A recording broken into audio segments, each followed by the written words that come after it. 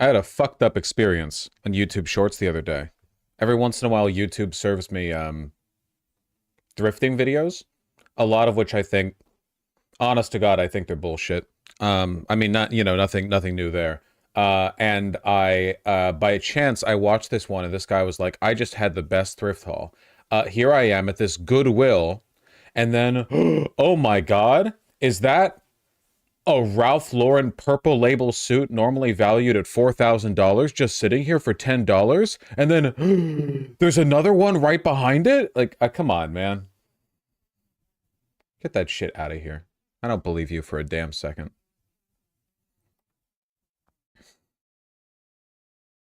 Why are you watching YouTube Shorts? You should watch some, specifically mine.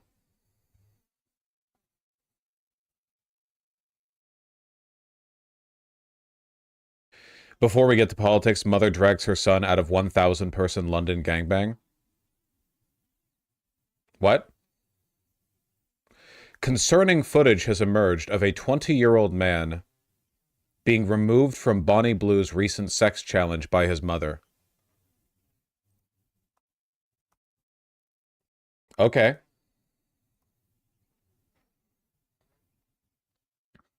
The furious mum can be seen in the queue of men, who lined up be one of the 1,057 to sleep with the OnlyFans star. She broke an unofficial world record last week. In a TikTok posted on... You know what the problem is with all these gangbang challenges? They're going for quantity and not quality. That's the real issue with them, okay? You know?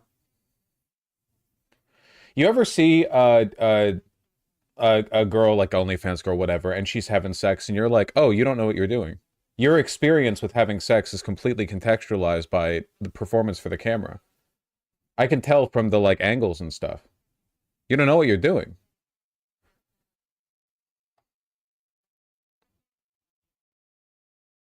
Nobody has class anymore, SMH. Imagine going to a gangbang and your mom comes to get you out. How'd she find out? He probably posted about it on his socials.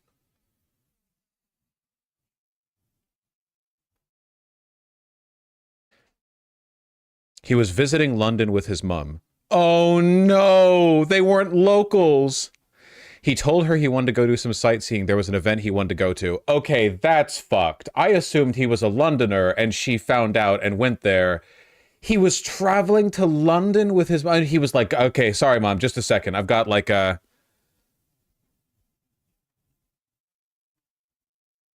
I've got something I want to do. That's really fucked up, man.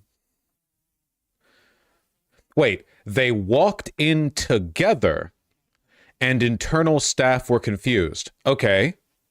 He signed the release forms and provided ID with his mum alongside him. His mother questioned why Joseph's age needed to be verified, and staff assured her it was for legal and vetting purposes.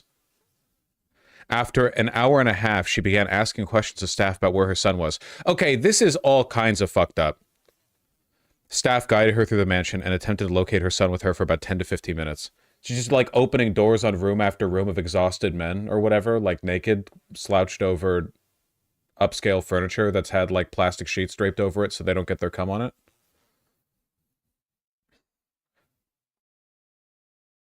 They explained he was probably, quote, having his turn. She asked what for. We explained he was probably involved in a gangbang at this point.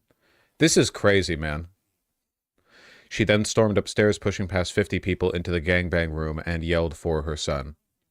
The spokesperson adds they did not attempt to conceal from the parent, adding, the release files all have an OnlyFans logo on them, and the forms explicitly disclose the purpose of the event. Okay, the mom might have been a bit thick.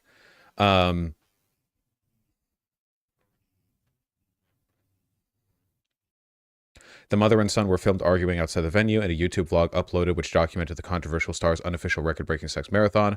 Frustrated and in protest, the son shouts in a high-pitched voice, I'm 20 years old.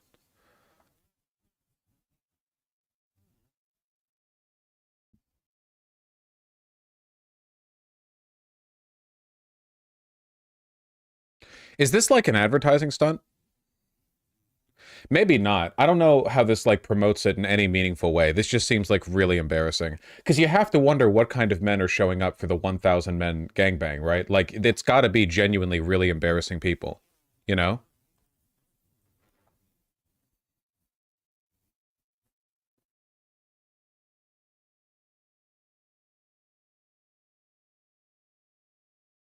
While we know that Bonnie Blue advertised her services to young men in particular, it's shocking to see this played out on screen. It's a stark reminder how young men's attitudes towards women have sex have shaped their formative years.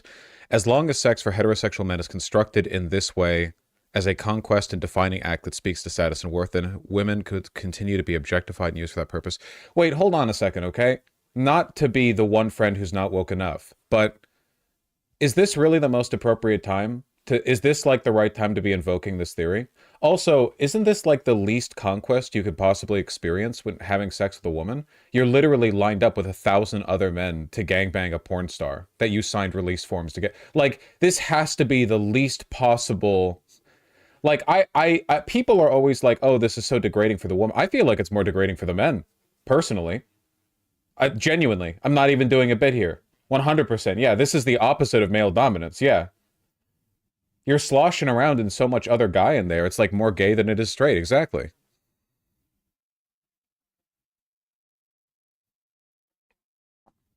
What if I have a cuck fetish? Then you probably don't mind the fact that I'm saying it's more degrading for the men. Then that should be fine. Then you agree with me. You're just getting off on it.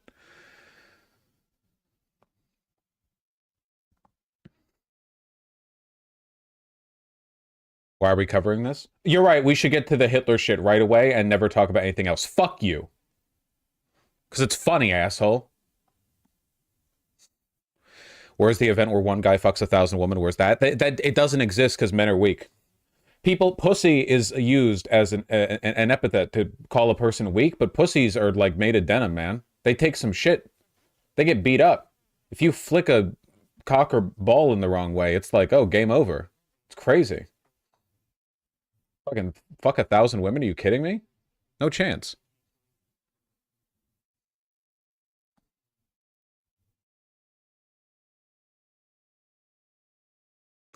In her vlog, Bonnie can be seen telling the men they are allowed to spit on or slap her. Okay, I might be rescinding a little bit of what I said earlier.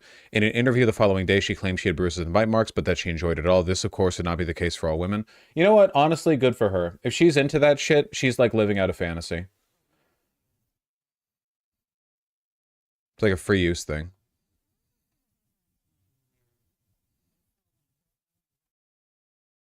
How Bonnie Blue broke the world record. Is this an ad? Hickeys are hard kink now? I would say hickeys and biting become hard kink in a public use setting, right? That totally changed the context. Everyone does hickeys one-on-one. If it's 1,000 on one, that's very different. That's a very different dynamic, you know? Me trying to find the one unbitten spot on the girl when I'm numbered 923 in line.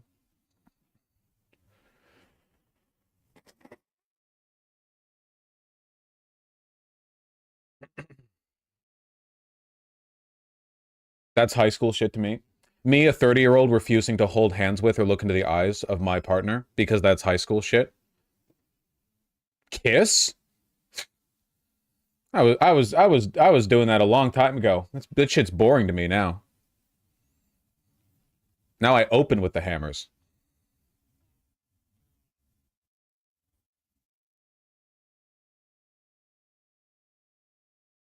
Well, that's wild.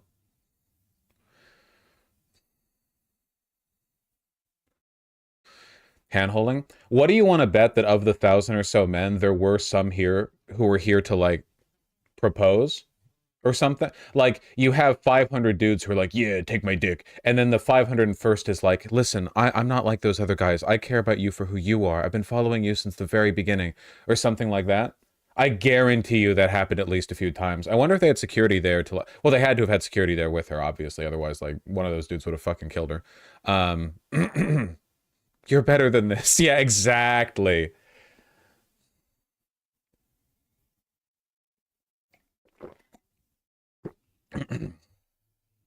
Some people pay for people to cuddle with. Yeah, and you know what? There's nothing wrong with that. You can destigmatize. Look, this is a publicity stunt, okay? Sex work is literally the most normal thing. You think something's normal, sex work has existed before it. You know? I don't give a shit.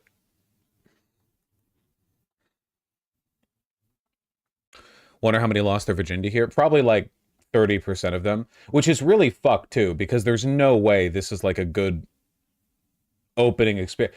Okay, listen, having seen the Twitter shitposts on like the general topic of like free use gangbangs or whatever, half the guys can't even get it up because they're too nervous because they're like surrounded by other men, you know? And I'm not gonna lie, okay? I might be right there with them. It's not even like a performance thing or whatever. It's just fully like you're out of your element. You're used to having sex in your bedroom or whatever, and then you're in like a mansion, you've signed disclosure forms, you're in a line, there's men in front of you and men behind you, and then you approach the girl. Like, yeah, I don't know, I'm not gonna make any braggadocious claims about myself or my performance. Well, the virgins aren't used to anything though. I would say that everyone's a virgin in that situation. You know what I mean? Like everyone is reduced back to being a virgin when they're there.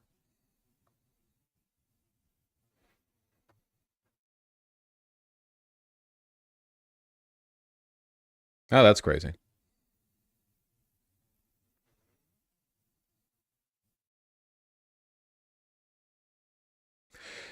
Men who were put into groups of 5 with had 2 minutes with Bonnie collectively, while those who had sex with her alone had 30 to 45 seconds. The room was big enough for 70 people at a time. Okay, yeah, I don't know. I don't think I hope I would bring some Viagra to this, because I do not think I would be even remotely in the mood.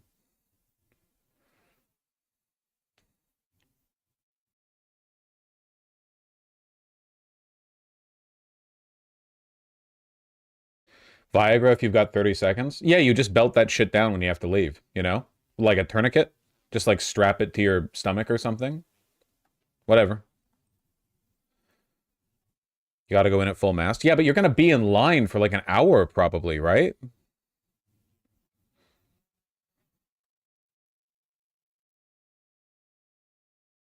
We're gonna cover the ongoing demise of our great nation soon or what? Have you stopped to consider that this might be symptomatic of the decline of our great Western civilization? Huh, think about that.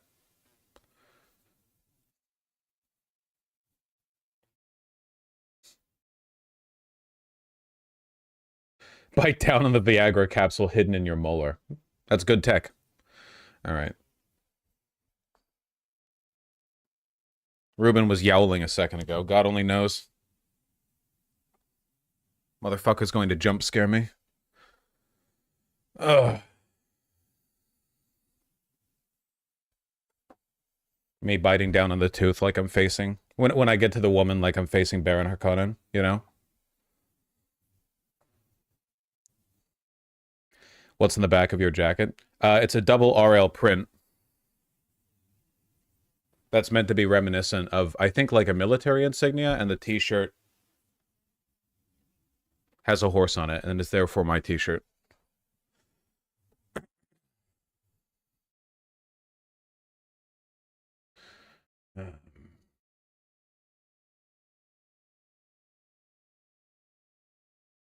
Time for Hitler stuff.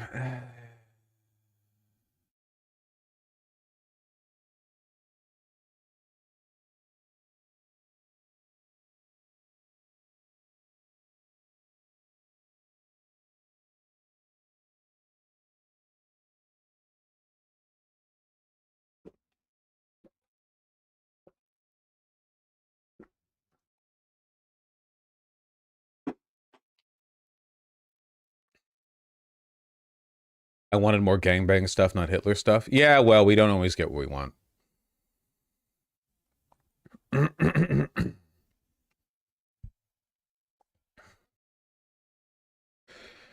Yeah, all right. So Donald Trump rolled back affirmative action as a concept. It's not a thing anymore. Or, in other words, he protected civil rights and merit-based opportunity by ending illegal DEI. I think this is the thing itself. Ending illegal discrimination and restoring merit-based opportunity. Phenomenal stuff. Racism is back! Some might say it never left. Excuse me. Oh, we'll get to that, Hersberg. We'll get to that. What does that even mean? Where do I start with this one? Okay. So you know about a guy called Martin Luther King Jr.? You heard of this guy? You heard about the Civil Rights Act? Okay. So America used to be very, very racist. And then the Civil Rights Act happened. And then legally, it only was very racist rather than very, very racist. Following the Civil Rights Act was the Voting Rights Act. But there was still an issue, folks. Even if you make it illegal to fire a person for being black or Asian or Irish or whatever, there was an issue. And it was the same issue that they had when trying to confront redlining or discriminatory housing or loaning policies from banks. And it was this. What if people are just racist, but don't admit it? Like, what if you have a racist company and the hiring manager and CEO are racist? This was known to happen. And you know, the government says it is illegal to refuse to hire a person because they're black. So what if a black person applies and they're qualified and then you don't hire them because they're black, but then you just say, oh, it's because they weren't qualified? What then? This is where we get affirmative action from. Have you ever thought about what that word means, or that term, I should say, affirmative action? It is a requirement as enforced by the Department of Labor for a company to affirmatively, as in proactively, attempt to combat discrimination. That is to say, it's not enough for them to merely refrain from engaging in overt bigotry. They need to put effort into combating those implicit biases. Now, some people say that affirmative action means race quotas. This has always been a lie. The use of affirmative action to refer to race quotas has always been a right-wing mischaracterization. Race quotas, or gender quotas, or whatever else, and they've been doing this for over half a century, because I think 1965 was when this act was first signed. We have revoked a 1960s era Lyndon B. Johnson executive order. To be clear, it's a big one. The idea that this refers to race quotas has always been a lie. There are some race quota stipulations that are practiced by certain companies or in certain contexts, but that's not what affirmative action is. Affirmative action is just the Department of Labor trying to hold companies to account on the expectation that they not allow implicit bias or unspoken bias to influence who they hire, to affirmatively act against racism. And it's gone.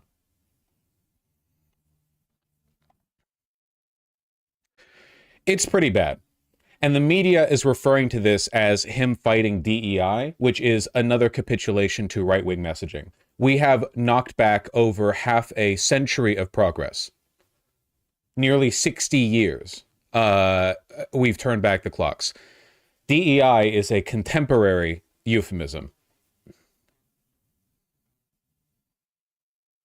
What is DEI? It's when black people are in your job.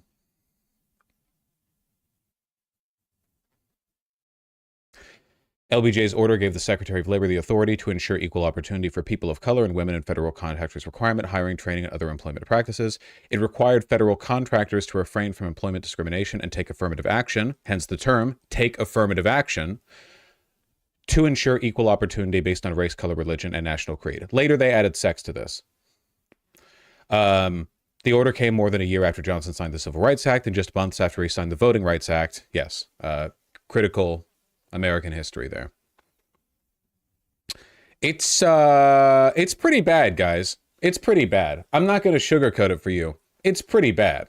Of course, this is being framed because we live in like a cucked era of liberal fascism where the Nazis that run the government can't just out and about say what they want, you know? They have to pretend that everything they do that is discriminatory is actually egalitarian, you know? This is what I mean when I say liberal fascism. It's that all the ends are fascist, but the way they push them has to be like framed through, like they're still pretending to like MLK Jr., you know?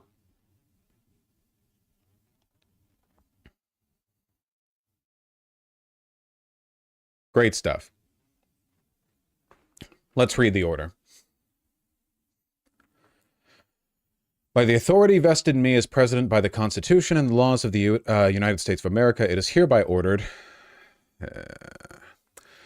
Section 1, purpose. Long-standing federal civil rights laws protect individual Americans from discrimination based on race, color, religion, sex, or national origin. These civil rights protections serve as bedrock, supporting equality of opportunity for all Americans. As president, I have a solemn duty to ensure that these laws are enforced for the benefit of all Americans.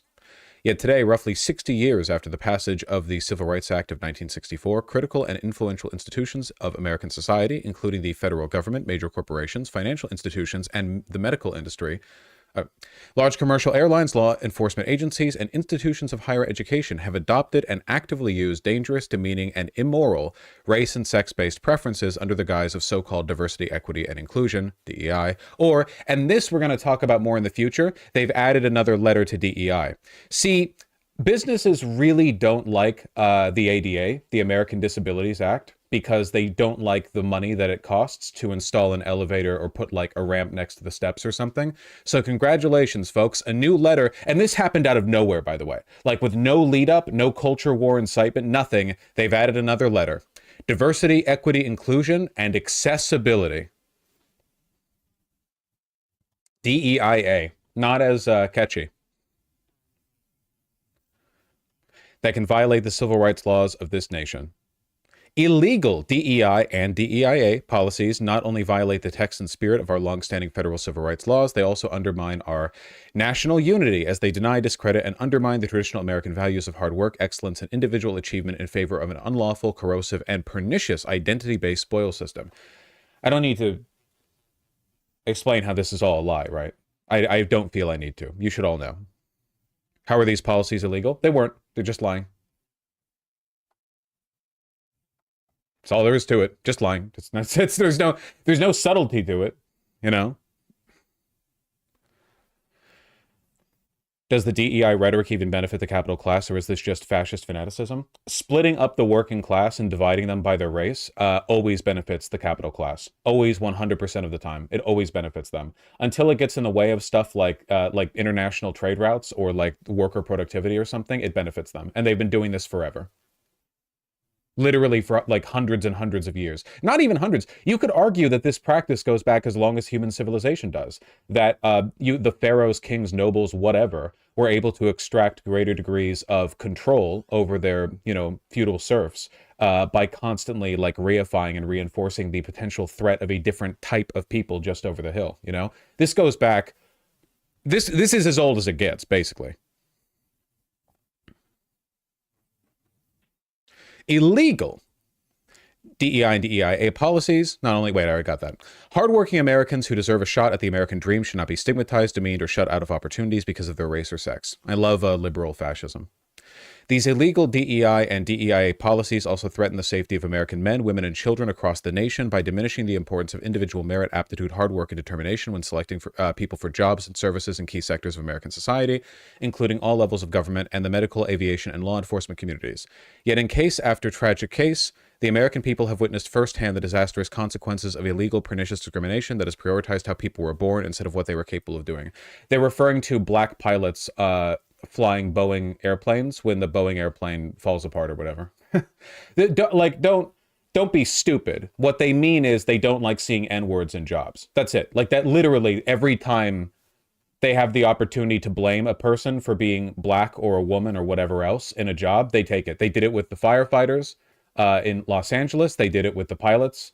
Boeing. They did literally every time this happens. This is just like pre-civil rights era racism cropping up.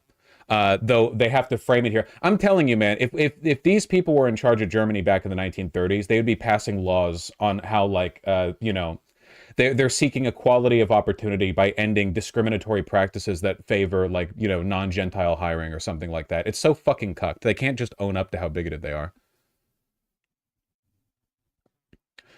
The federal government is charged with enforcing our civil rights laws. The purpose of this order is to ensure that it does so by ending illegal preferences and discrimination. Section 2, policy. It is the policy of the United States to protect the civil rights of all Americans and to promote individual initiative, excellence, and hard work.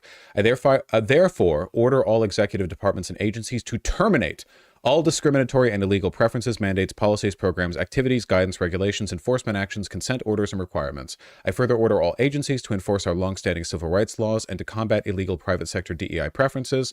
mandates, policies, programs, and activities. Notice, by the way, how we were initially talking about the Department of Labor holding standards to certain standards to federal contractors, and now they're mandating the termination of these preferences or policies, even in private corporations. Like, we're no longer talking about what is preferred in federal contractors. Now we're just like interfering with private business.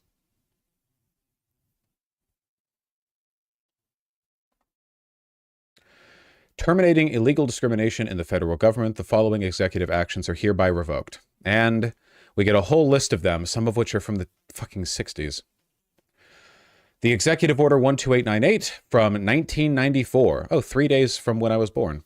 Federal actions to address environmental justice in minority populations and low-income populations. Gone. 13583. Establishing a coordinated government-wide initiative to promote diversity and inclusion in the federal workplace. Gone. 13672. Further amendments to Executive Order 11478, Equal Employment Opportunity in the Federal Government, and Executive Order 11246, Equal Employment Opportunity, and the Presidential Memorandum of October 5th, 2016, Promoting Diversity and Inclusion in the National Security Workforce. Executive Order 11246 from 1965, the Equal Employment Opportunity Executive Order, is hereby revoked. For 90 days from the date of this order, federal contractors may continue to comply with the regulatory scheme in effect on January 20th, 2025. The Office of Federal Contract Compliance Programs within the Department of Labor shall immediately cease promoting diversity, holding federal contractors and subcontractors responsible for taking affirmative action, and allowing or encouraging federal contractors and subcontractors to engage in workforce balancing based on race, color, sex, sexual preference, religion, or national origin. In accordance with Executive Order 13279 of December 12, 2002, or the Equal Protection of the Laws for Faith-Based and Community Organizations, the employment, procurement, and contracting practices of federal contractors and subcontractors shall not consider race, color, sex, sexual preference, religion, or national origin in ways that violate the nation's civil rights laws. The head of each agency shall include in every contract or grant award a term requiring the contractual counterparty or grant recipient to agree that its compliance in all respects with all applicable federal anti-discrimination laws is material to the government's payment decisions for purposes of Section 3729B4 of Title 31 U.S. Code, and B, a term requiring such counterparty or recipient to certify that it does not operate any programs promoting DEI that violate any applicable federal anti-discrimination laws. It goes on as such. You get the deal. Anything else here that's meaningfully different?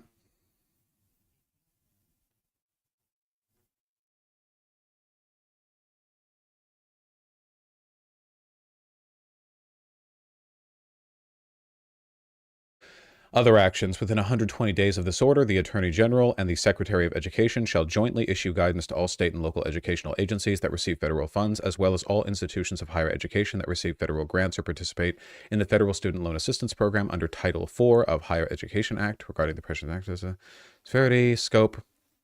Yeah. So there you go.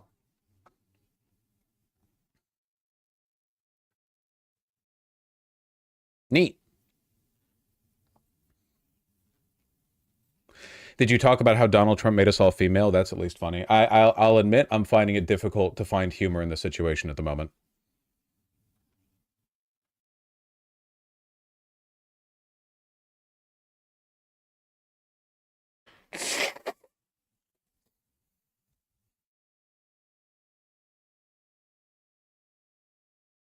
Now, this isn't the revocation of the Civil Rights Act, to be clear. You know, businesses can't just fire you for being black or whatever. What it is a return to a...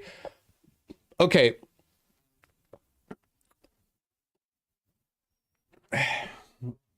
You know how in the 1940s black people could vote? But in practice, when they tried to vote, there were a bunch of bullshit laws that were put into place that didn't explicitly say they couldn't vote, but in practice prevented them from voting. Sometimes they were kind of like awkward, like a poll tax. You know, like, oh, you have to pay some money to get here, actually. Or you'd have literacy tests that nobody could pass, but they would only issue them arbitrarily, and they would issue them to black people. If you ever look at one of those old, like, Jim Crow era voting literacy tests, they're not solvable. They're deliberately unsolvable. They're designed in such a way that their answers are unclear. The test taker will always fail you. That was the point. They would only give it to black people. And then you have, like, the grandfather clause, where it's like, you know, oh, you don't have to pass the test or pay the poll tax as long as your grandfather was able to vote at this point in time. And the point in time would have been when no black person could vote. The point is, even if you make explicit discrimination illegal, it is trivially easy for discriminatory people, especially people in power, to just get around it and discriminate against you anyway. And that is what all of this is meant to make possible again. To be clear, it was always possible. Implicit bias, the ability to discriminate against people of color or whatever else, without explicitly saying so, it was always possible. It's going to get a lot more possible.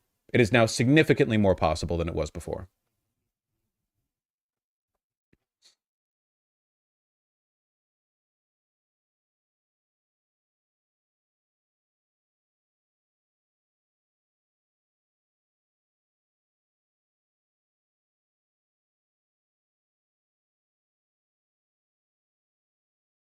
Hence the states' rights argument. Yeah, but they don't give a shit about the states' rights. Oh, boy.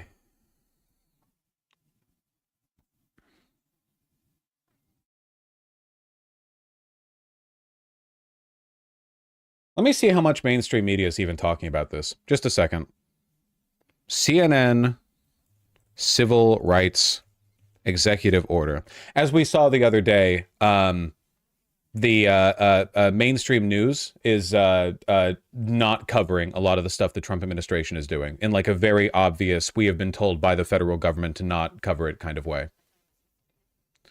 Let's see. So this is the revocation of a massive landmark executive order from the 1960s. Let's see what CNN has in it.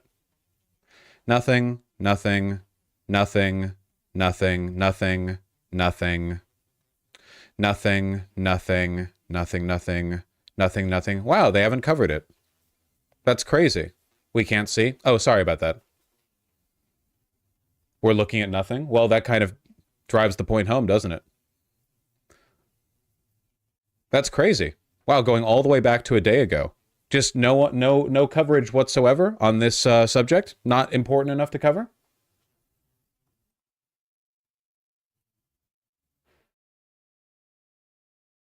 It's pretty crazy, the degree of censorship here.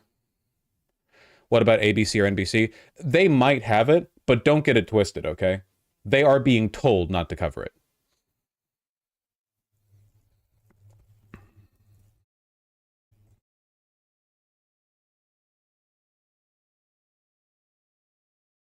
Maybe somebody in chat can double check me on this. I have literally just looked up Trump civil rights order affirmative action on YouTube. I don't see anything.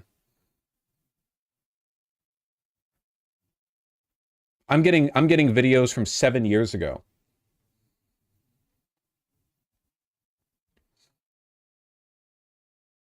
That's cool.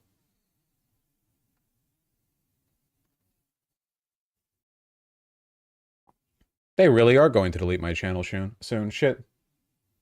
I found it, and it's towards the bottom of the article. Okay. So you didn't find it, then. You found a giant, like, big archive of the stuff that he passed. And it was down at the bottom. Like, no one's seeing that shit. Absolutely nobody is seeing that shit.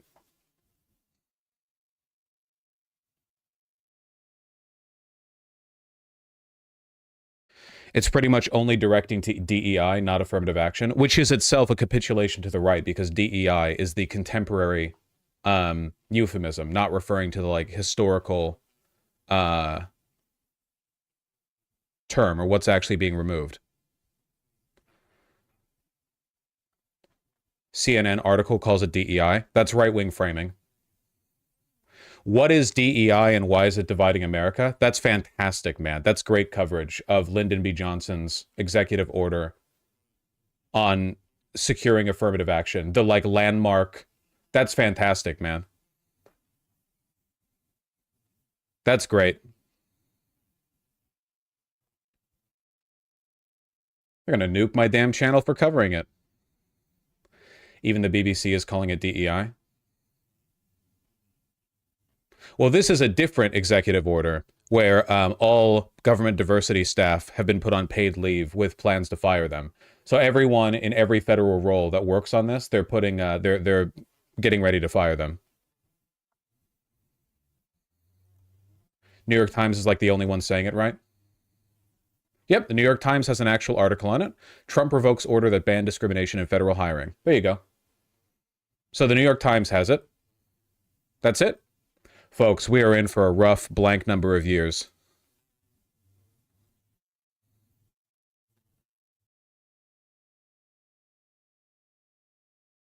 The Guardian's also using the phrase DEI. They know who's in charge.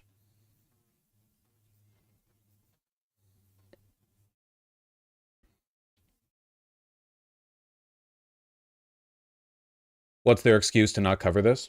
Have you noticed when you talk to Trump supporters, none of them seem to understand what Trump wants or what he does? Like, every conversation that I have ever had with a Trump supporter that wasn't like an online pundit or something, they never actually know what Project 2025 is, any of the policies he wants to put into action. It's literally all just vibes.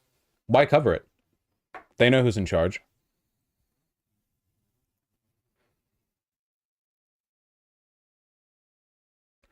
Google SCOTUS Affirmative Action 2023. Google Vosh covers Supreme Court time period January 1st, 2023 to December 31st, 2023. What the fuck? You implying I don't know?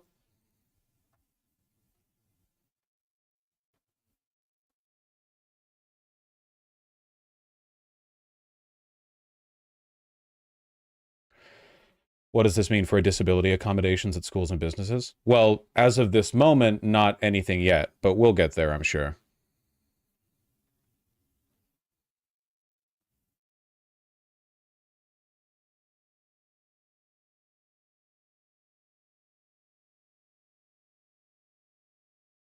What does this mean for the egg prices? I'm not sure. Anyway, fucking grim, huh?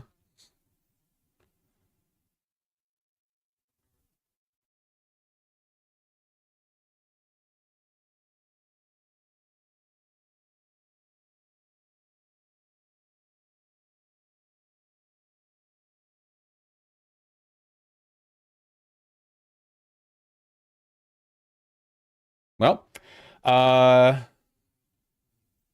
I should lie about my race and job applications? Yeah, just surprise the shit out of them when you actually get there. Yeah, it's pretty bad. Not just the order, but the censorship. Apparently, like TikTok censorship, people are reporting on it extensively at the moment. It's gotten quite bad on blocking anti-Trump content. Okay, genuinely, this is getting insane. Every time I Google any contemporary news, I am no longer getting MSNBC, ABC, CNN, whatever. I am literally in the top story section. I know it's just at the top there, but that's what people see when they Google it. I am no longer seeing any of the major news sites anymore. I'm only seeing smaller ones or ones that cover more specific stuff. Semaphore, The Atlantic, which is based. I'm not getting Google be like that now. No. They're not making articles on it anymore. They're not covering it.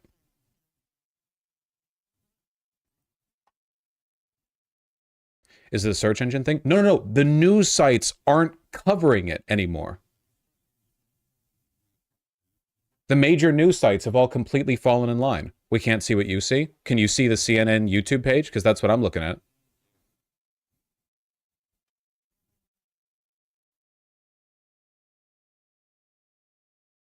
Yep, it was rhetorical. Benjamin, don't be naive. It's falling in line. Are they covering it? Okay. You can literally go to CNN's homepage. Okay. Affirmative action was just revoked as an executive order. A 1960s era civil rights piece of, well, not legislation, but an order was revoked. Musk bashes Trump's AI project. School shooting. Troops to the southern border. White House orders government DEI employees to be placed on leave. Watch the latest CNN headlines. Jamie Dimon on tariffs. Get over it. Tariffs. Tariffs. Cutting home cost. Mercy on immigrants. Immigration app. ICE. Arrests. Do you see it?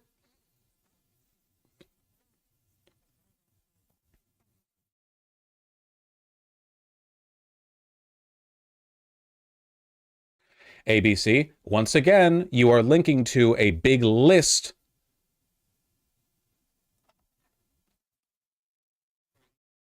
This is ABC 70? No. Have you tried reading a newspaper like a physical one? Are you being thick on purpose? Do you have any idea what this means? Are you like, I understand that your desire to be contrarian probably like extends beyond your desire to, I don't know, live a happy life. Do you know what this means? Are you being thick? Do you have any idea how limited the range of information most American voters have? Like where they get their information from? Fucking idiots. There is a legitimate possibility that there are going to be news events for which my channel is one of the largest and most widely watched sources of information on it. Do you have any idea how insane that is?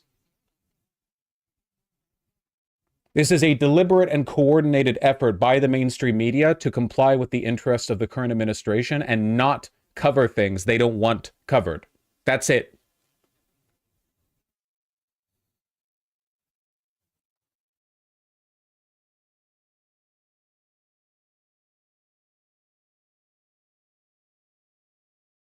CNN posted this 7 minutes ago. Yeah, in the meantime, we get shit like this. What is DEI and why is it dividing America? That's a great replacement for affirmative action has been revoked. That's enough. There's an Axios article. We just looked at the Axios article. Watch my stream. Also, give me money. Give me more money. I need it more than you, okay? You don't need it. Eat lentils so you have more to give me. Fuck you. I'm sorry. I'm being a little salty. Just a little bit.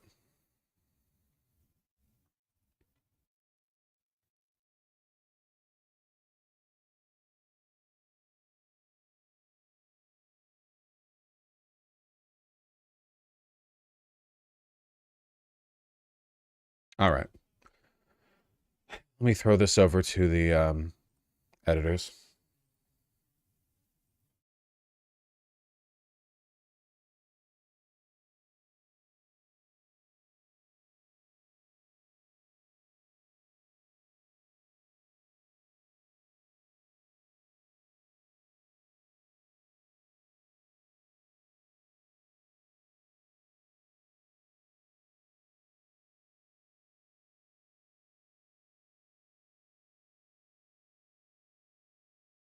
Jeez.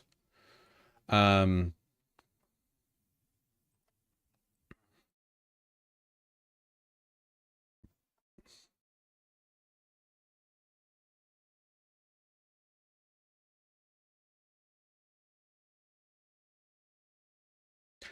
AI guy who spoke yesterday at the White House wants to use AI for mass surveillance. Yeah, of course he does.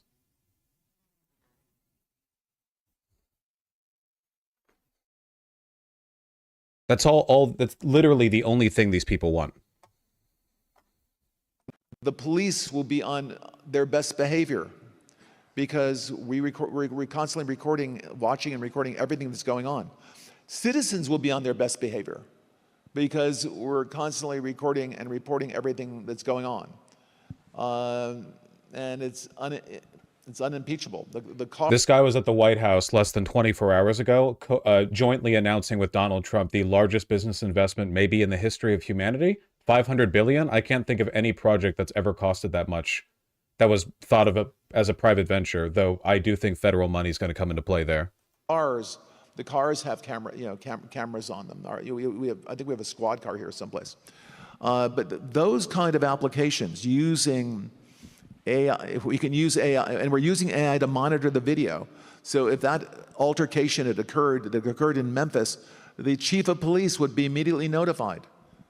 It's not people that are looking at those cameras. It's AI that's looking at the camera. That's great, man. No. You can't do this. It would be like a shooting. That's going to be immediately, that's going to be an event that's immediately, an alarm is going to go off. It's going to be, and we're going to have supervision. In other words, every police officer is going to be supervised at all times. All this tech was heavily developed for decades in Gaza. Yeah, 100%. Yep. Remember those turrets at the border fence? Like I said, for the reason why every like U.S. politician and corporation has fallen on the sword for Israel is because Israel has been the testing ground for all of the most evil motherfuckers in the West to develop all of their surveillance, human suppression, riot, and military technology. And now, yeah, now we're coming back home. Like they've been able to use the Gaza Strip as a de facto like colony to practice these repressive techniques on. Again, past the point, like really all you have is, well, no matter what, the ocean will swallow us all soon. So the planet can't just be an engine of suffering forever.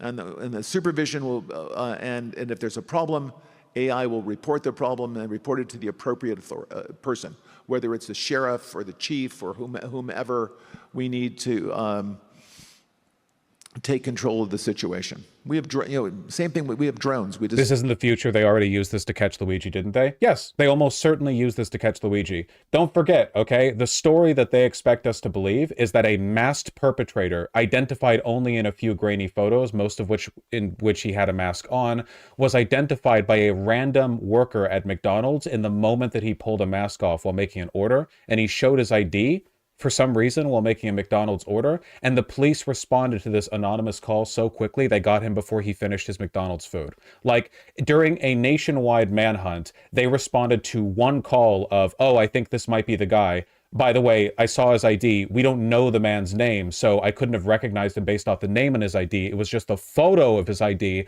I was so confident that it matched the grainy photo that I saw on the news that I called and you instantly arrived, and then they arrested him. No.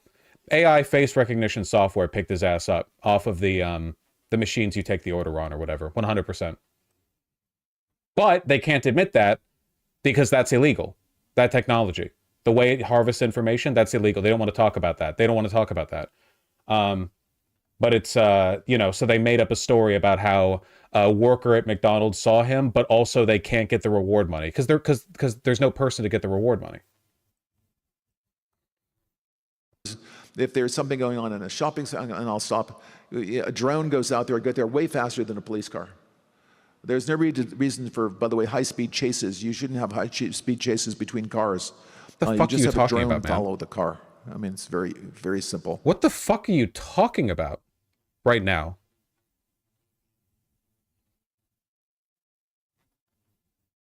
Is he AI? They're not good at being people.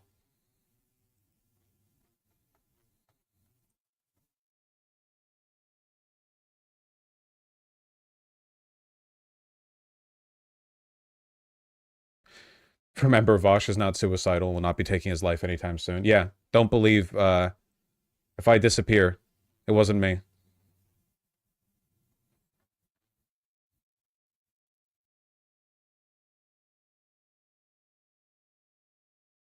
This guy's one of the most famous whores in tech. Well, that makes sense, because Elon's a fucking moron. This guy might actually be intelligent. I don't know enough about him, I guess. Musk bashes the $500 billion AI project Trump announced, claiming its backers don't have the money. So this is how they start with the federal investment, I see. Together, these world-leading technologies. We saw this.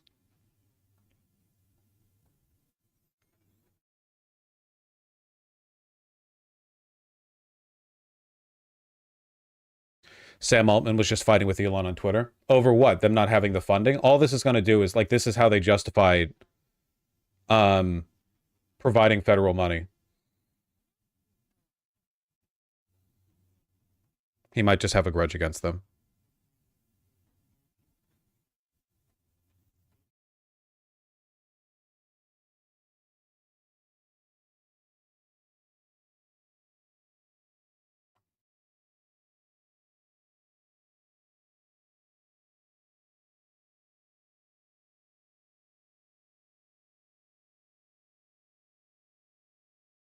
Elon and Sam Altman have a 6-year-long beef that basically boils down to Elon not letting them pull a Tesla on them. I mean, Elon's worth more than the entire... Elon personally is worth more than all of OpenAI now, right?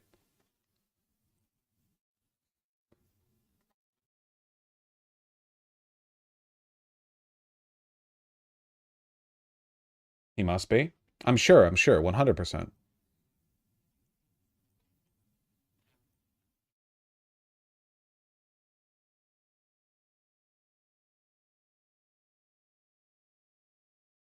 What is this from? This interview. It's probably older. I doubt that he went and did like a fucking, you know, TEDx talk right after going to the White House. I assume this is older. It's older, I think, 2022. What is it from? I mean, I see the @ here, but that's just a Twitter account.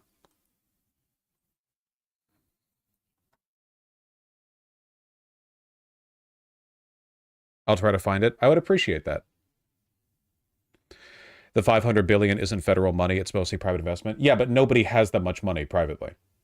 And they're going to put federal money into it. Remember, the only reason the government exists is so they can siphon taxpayer money into corporations. Like, there's absolutely no way this gets done without massive federal money being pumped into it. Or at the very least, like, incredible subsidies.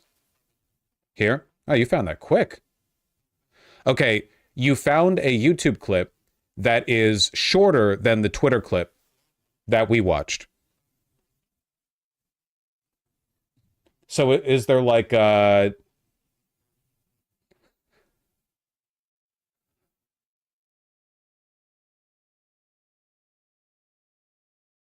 that Oracle's financial analysis meeting? I guess I'm just kind of looking at the blue links, you know? It's kind of my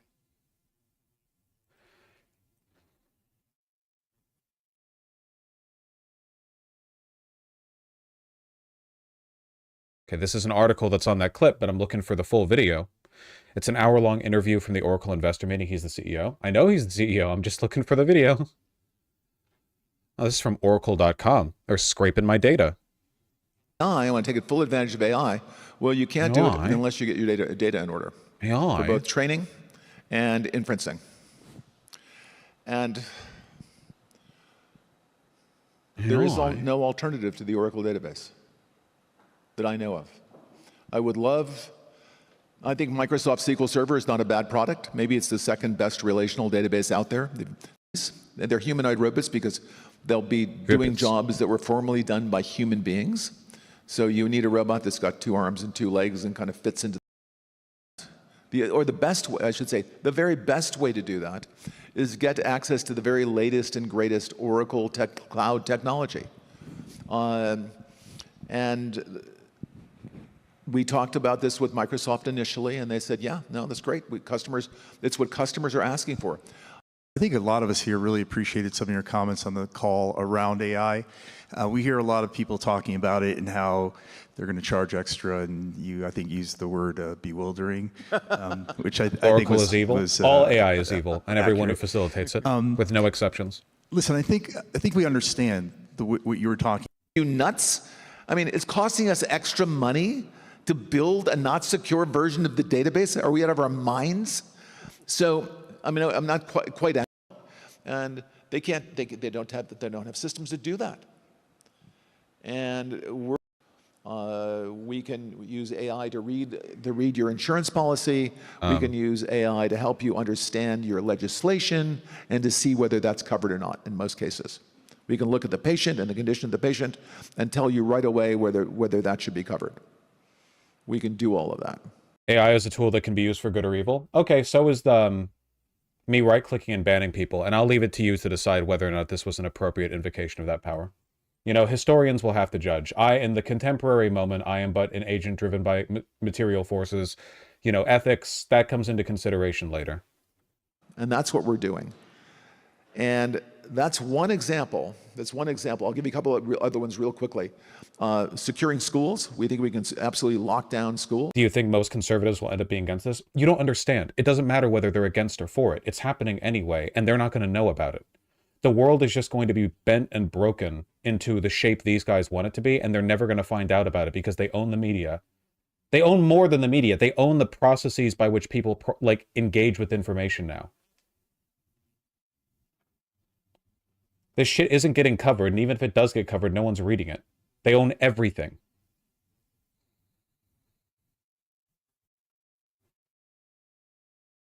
So that dramatically reduce the case of anyone being on campus that doesn't belong on campus, and immediately alert. The second someone pulls out a gun, immediately alert. Use AI cameras to immediately recognize that.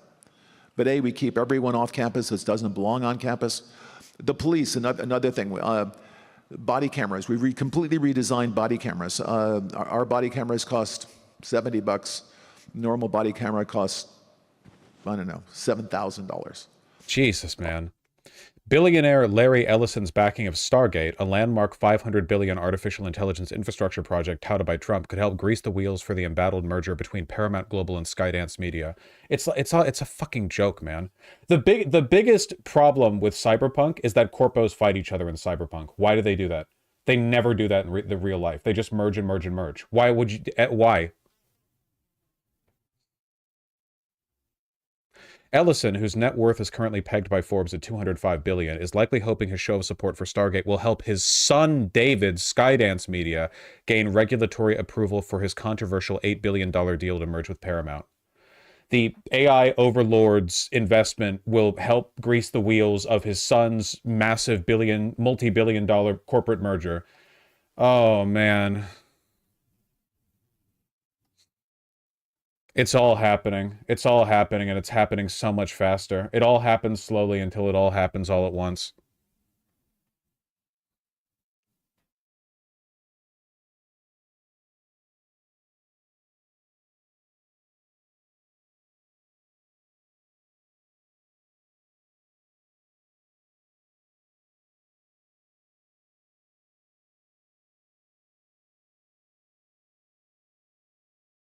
So we're fucked. I'm gonna start banning people who say so we're fucked. What are you, a fucking Marvel character? The fucked is right behind us, isn't it? Fuck you.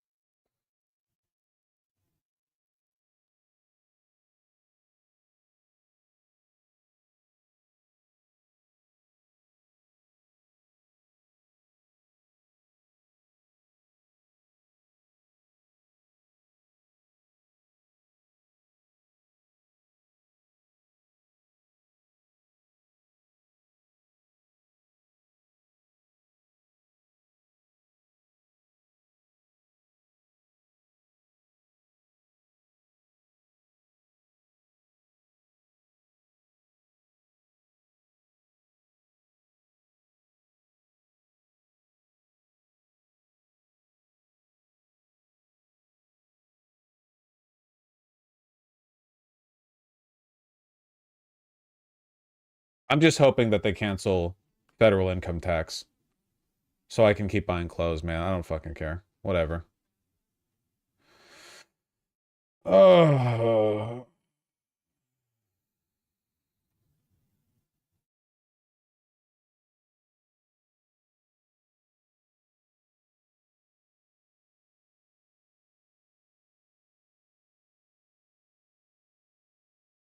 All right, enough of this future cyberpunk dystopia shit. Let's get back to America at its roots.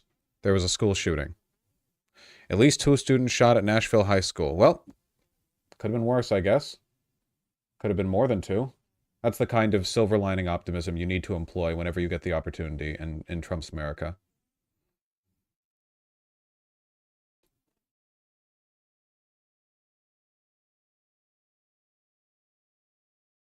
Yeah, I love taking a breath of fresh air and returning to normalcy.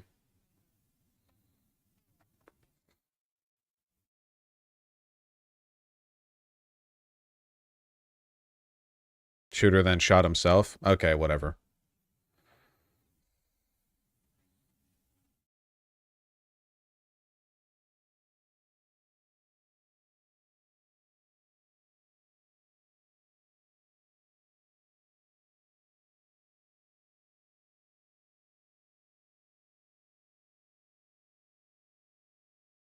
News Hegseth allegations dropped. Doesn't matter. He already got confirmed.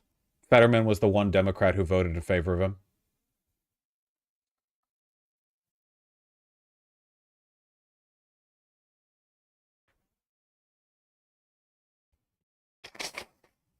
It doesn't matter. Even if he didn't vote for them, they still would have gotten confirmed. Because Republicans control the Senate.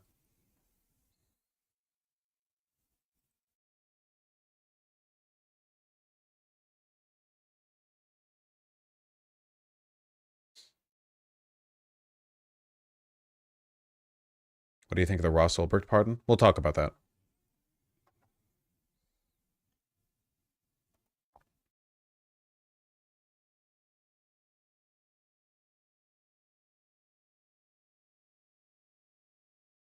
Yeah, it seems like the cost of doing business in the United States has been paid. I've seen a lot of people talking about TikTok censorship now.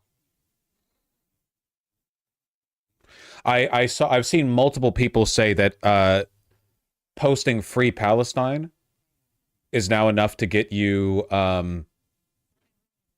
your content removed in TikTok. Yep. You can't say Free Luigi anymore. Yeah, okay. Yeah, that's the cost of doing business here in the United States. They worked out a deal.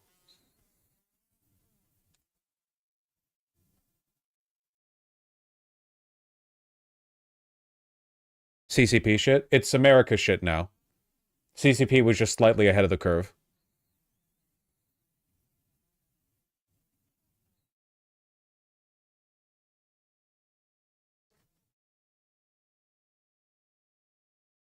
It's also banned on meta platforms like Instagram. It also makes you follow involuntarily the Trump and Vance accounts. Yeah, I heard that. That apparently like everyone's been made to follow Vance or the president or something. You're following him? Oh, that's good to know. Do these changes apply to other countries? I think it would depend. Probably not for TikTok, because TikTok America has like its own. That's what they were fighting over. I'm not sure though. Probably just America. That would be my guess. Supposedly has something to do with it being the official presidential account. That's funny. Was I made to auto follow Biden and Kamala Harris on Instagram? No? Okay.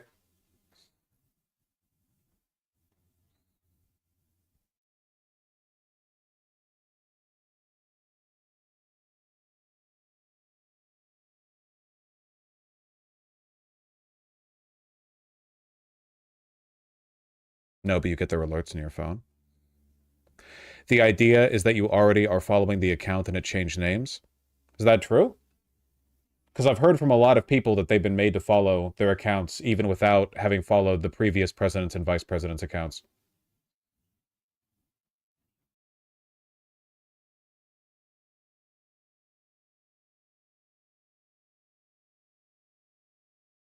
No, their new accounts. Well, I don't really care about arguing the particulars of this subject when we already know for a fact that they've altered the terms of service and are auto banning people for saying stuff like Free Palestine.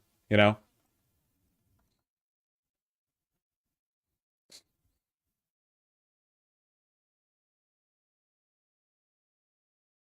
I mean, it's not like there's any question as to whether or not this is happening.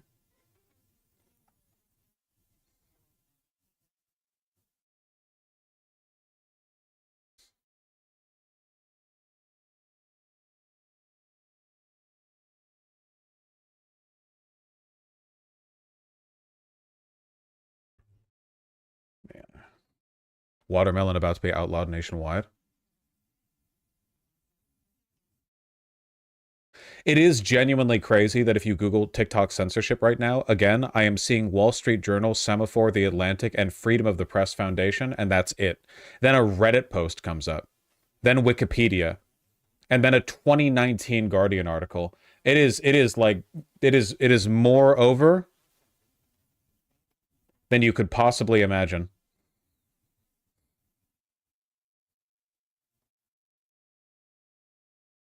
The complicity from the media is insane. Yeah, it took like no time at all. I guess it makes sense because to a large extent they've been doing this for a while. You know how corporations and wealthy donors will give money to both Republicans and Democrats because that way whoever wins they're like indebted to, you know? Um, it's kind of like that, where for a while now, mainstream media, at least some parts of it, have been hedging their bets, though they've been leaning right for a while. And now that Trump's in office, it's like, okay, yeah, there's no reason to hedge bets anymore. We're just going to do whatever we can.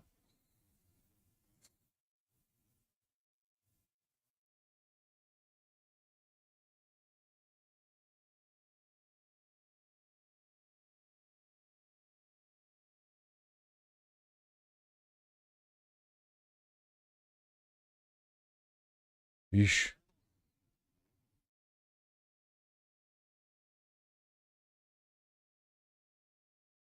By the way, Oracle actually owns 12.5% of TikTok Global. Is that true? I didn't know that. Oracle chosen as TikTok's secure cloud provider. Oh, yeah. Well, there you go. Everything is owned by like 5 guys.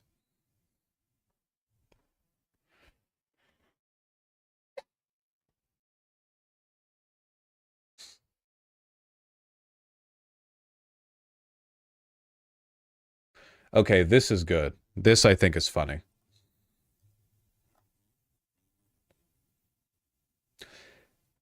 The Crypto Task Force to regulate crypto. It's finally happening, folks.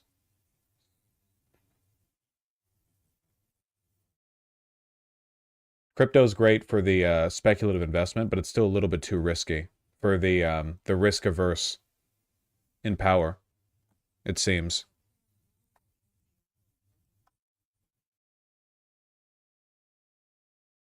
What regulations are we looking at? Task Force aims to clear crypto regulatory framework, seeks to reverse previous SEC crypto crackdown. Industry leaders welcome move towards regulatory clarity. They're gonna make it like tax-free to pay out the coin or something. Some insane shit like that.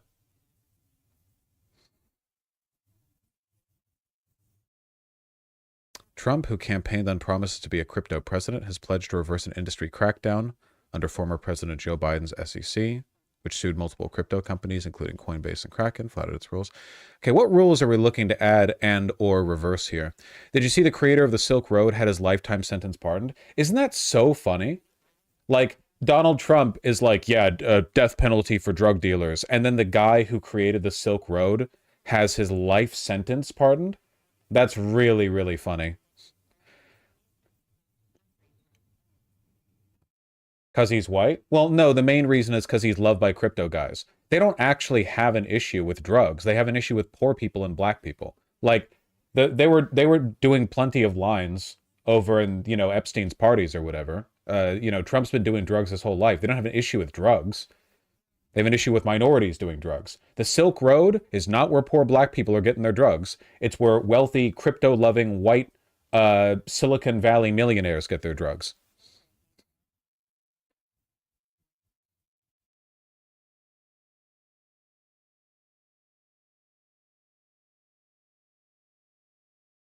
He literally said it was a kickback to libertarians in his announcement.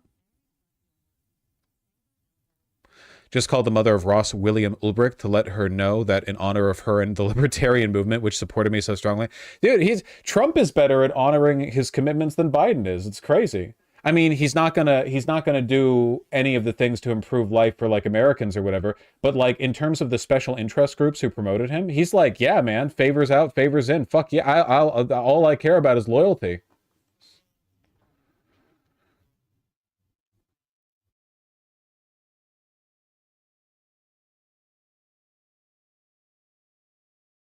Yeah, he's very transactional.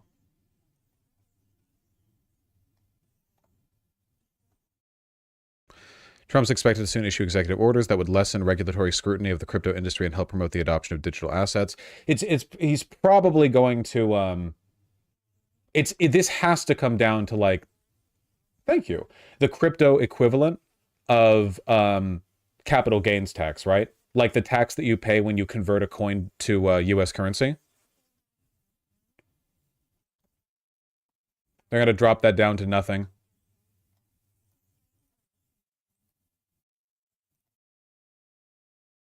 How much are eggs on the Silk Road? $100. Think he'll completely digitize the US dollar? No. The only reason crypto exists is to be like again, I've said this before and like it's getting more and more relevant. The stock market has nothing to do with the real productive physical on the ground economy. The stock market is just a way for people to make enormous amounts of money based on speculator hype. The stock market is Las Vegas, you know? And the house always wins. No matter how much you play, no matter how many people play, how much you win, on average, the money floats up to the top. But the problem with Wall Street is that by having some like tenuous connection to reality, you limit the potential windfalls that you can receive. So the reason why the wealthy like crypto is because it's speculative investment completely detached from reality. Anything can be worth anything. No one even pretends that any value has any like true meaning the way they do on Wall Street. It's just floating numbers. It doesn't mean anything. That's why they like crypto. It's not about replacing the US dollar as the global reserve currency or anything like that. It's just about like uncapping the upper limit on how much money you can make off your speculation.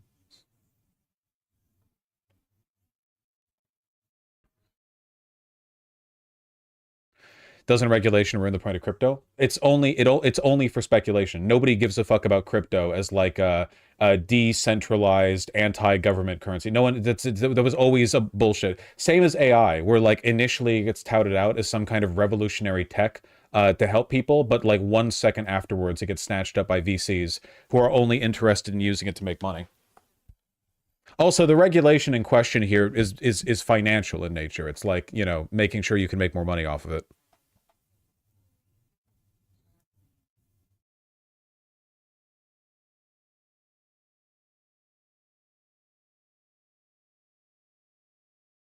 I would buy Vosh coin though. Don't tempt me.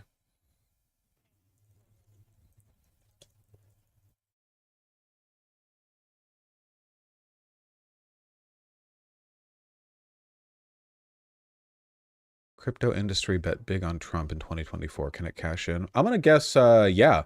He literally did a massive rug pull for billions of dollars before his administration started and got away with it. News isn't even covering it. Literally, have you seen how much coverage have you seen of that? He literally rug pulled for like what 15 billion his supporters? Like all the wealth that Donald Trump made as a real estate magnate, all of it was nothing in comparison to a single rug pull. 56 billion, I thought. Was that the total pull, or was that just like the total value of the coin at the time of the pull?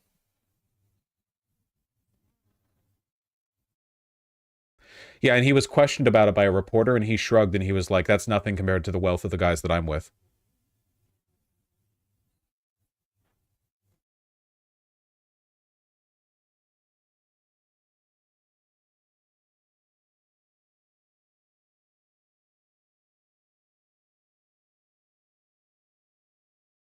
I saw 4 YouTube videos. Well, that's good.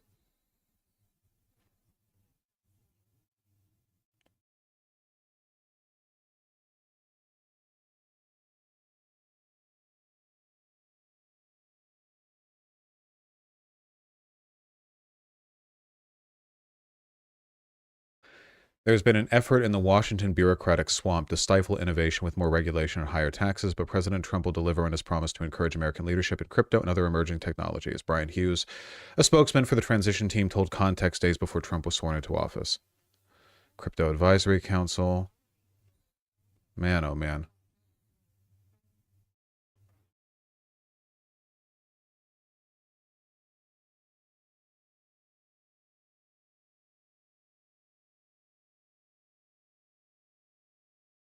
The only coverage I saw was how it lost 30% of its value after Melania released her own meme coin. It lost 30% of its value because the people who held the wallet initially sold. Like, they made billions off of that. It didn't just lose its value like in the abstract, you know? It lost it because there was more supply out there.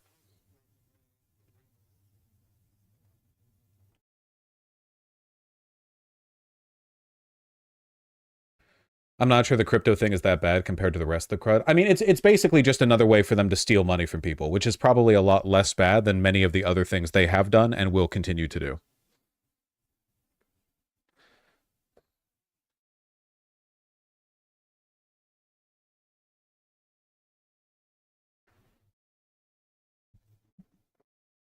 Why do they need more money? Even lol. Because they like money.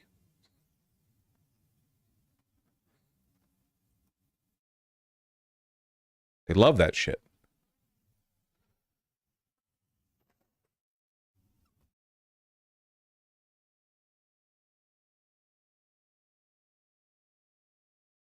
Here's the clip. And we saw it live, but it's pretty insane. Yeah, I said, you ought to get it settled because he's not done very much on that. He's got a lot of A lot of power, like we have a lot of power. I said, you ought to get it settled. We did discuss it, yeah. Mr. President, you launched your crypto coin the other day. Do you intend to continue selling products that benefit yourself personally while you're president? Well, I don't know if it benefited. I don't know where it is. I don't know much about it other than I launched it. I heard it was very successful. I haven't checked it. Where is it today? You made a lot of money, sir. How much? Several $1 billion, it seems like, in the last several days. Several billion? That's peanuts for these guys. That's great, man. That's great. Literally, like, billions stolen from your supporters before you even take office. That's it. That's all it takes. And no one cares. No, there will be no pushback on any of it. This is what I mean when I say, like, you can't go freaking out over every bit of obvious graft or corruption, because it's like imagine someone with, like, the sensibility of a 1970s Carter era liberal was dropped in, I don't know, 1400s England. Okay. What? You're telling me the king can just take more of our grain? Yes, he can do whatever he wants.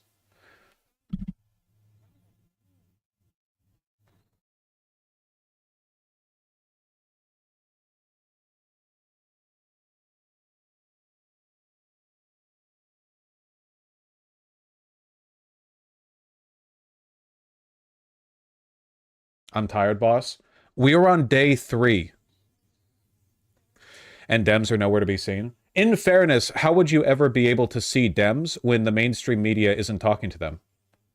Guarantee you there are people watching right now who are at least somewhat close to the White House, somewhat close to the Capitol building. Follow the reporters around. Well, don't bother them, but, you know, see who they're talking to. No one gives a fuck what the Dems have to say. Nobody gives a shit.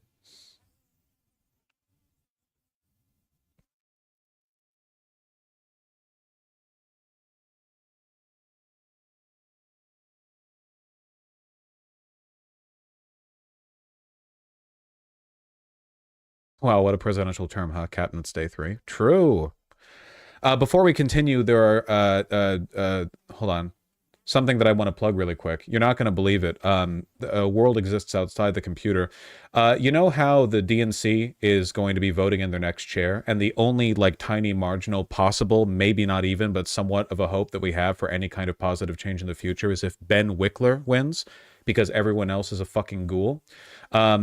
Benjamin Gilbert Liff is actually attending a Florida DNC conference down in Miami in the coming days to try to talk directly with the people there who will be voting on the race. So they'll be holding events in the area, and you have the potential to go down there and say howdy if you want to. Don't be fucking annoying. Benjamin? Yeah, Benjamin's doing work with PV.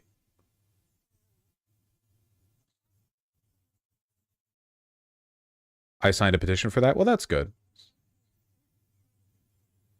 Yeah, talk to Benjamin if you want to get the direct info. I think the first event is happening on Thursday, tomorrow, at 6 p.m. local time at Latin Cafe 2000 in Miami. And the day after that in Orlando at 5 p.m. local time. Did I say 3 p.m. local time? Sorry, 6 p.m. local time. I'm stupid. 6 p.m. tomorrow, and then 5 p.m. the day after that at Bowling, Orlando. But yeah, talk to Benjamin about that. Progressive victory, strongest soldiers.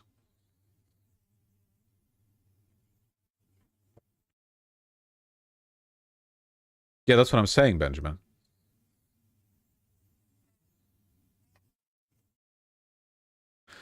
I don't think the plurality of Trump supporters are unshakable true believers. It's not whether or not they're unshakable true believers. It's that the only way you could stop being a true believer or even a believer is if you're exposed to contrary information and they own the media. You know?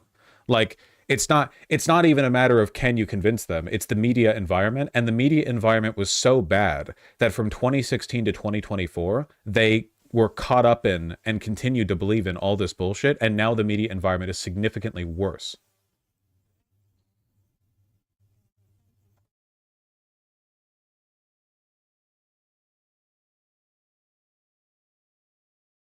At what point does reality run up against that, though? Don't ask me rhetorical questions. That's my job.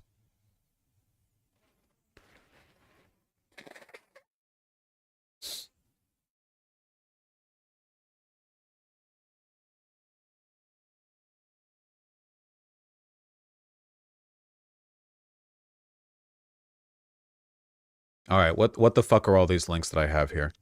There's so many things to talk about every day. I have to pace myself. At this rate, we're never going to get to play Metal Gear Solid 1.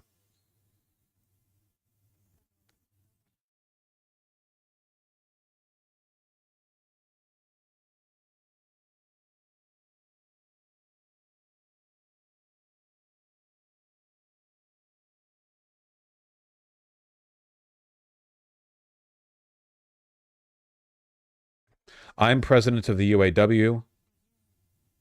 We're ready to work with Trump. That's great. Hold on.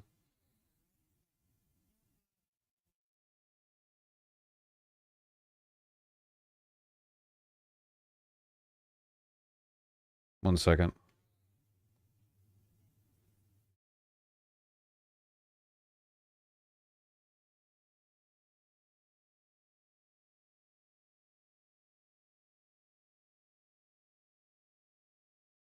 One second. The fucking segment from earlier didn't upload. It's so annoying.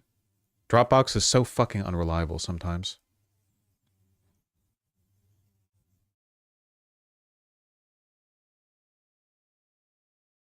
I hate Dropbox, yeah. Resume syncing. Okay, here we go. Yeah, just give it a second while I do this. It shouldn't be, like, downloading any of this.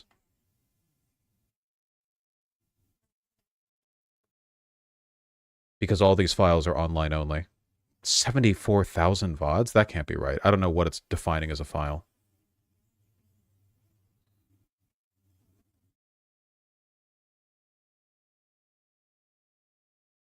Wait, is it downloading these? Am I about to download, like, 120 terabytes of my stream VODs in 4K? No! Please don't! I don't have that hard drive space. Not even close. Online only, online only, online only.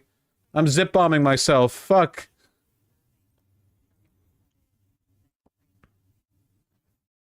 Is it keeping it online only?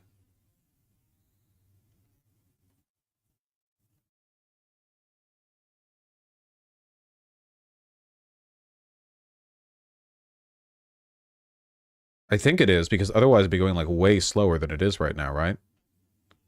Okay. It says it's going to take 10 minutes, so I'm going to see if this is, like, happening properly, and if not... Because I needed to do this anyway, I just forgot to do it last night, to get it, like, aligned properly.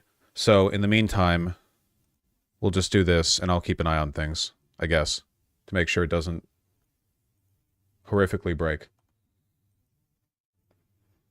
Why does Vosh even use Dropbox? So shit. To share video files with my editors so they can put that shit up on YouTube. What do you mean? As opposed to what? Direct sending? I bet you fucking pay Discord for Discord Nitro. You just fucking upload everyone directly afterwards. New significant wildfire in LA County.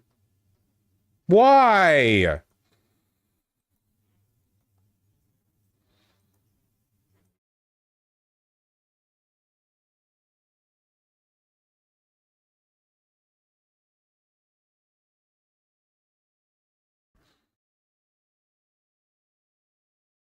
Wildfires prompt evacuations near San Diego amid relentless Santa Ana winds. Okay, don't worry, guys. It's not near Los Angeles.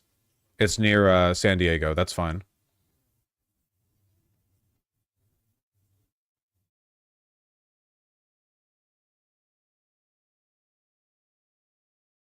Wait, fuck, I have friends in San Diego.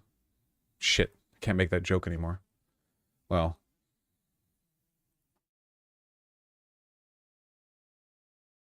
New fire in Castaic, CA. Hughes fire emits near Castaic, burns at least 3,400 acres amid evacuation orders. Watch live. How recent is this? A brush fire amid powerful winds Wednesday afternoon in the Castaic area. Wait, Wednesday afternoon. It is Wednesday afternoon. In our time zone, it's been afternoon for 25 minutes. This is recent. Broke out at 11 a.m. Evacuation orders and warnings. Wait, how big is this? Live? Oh, boy. This is breaking news, Jesus. 3,400 acres in 1 hour?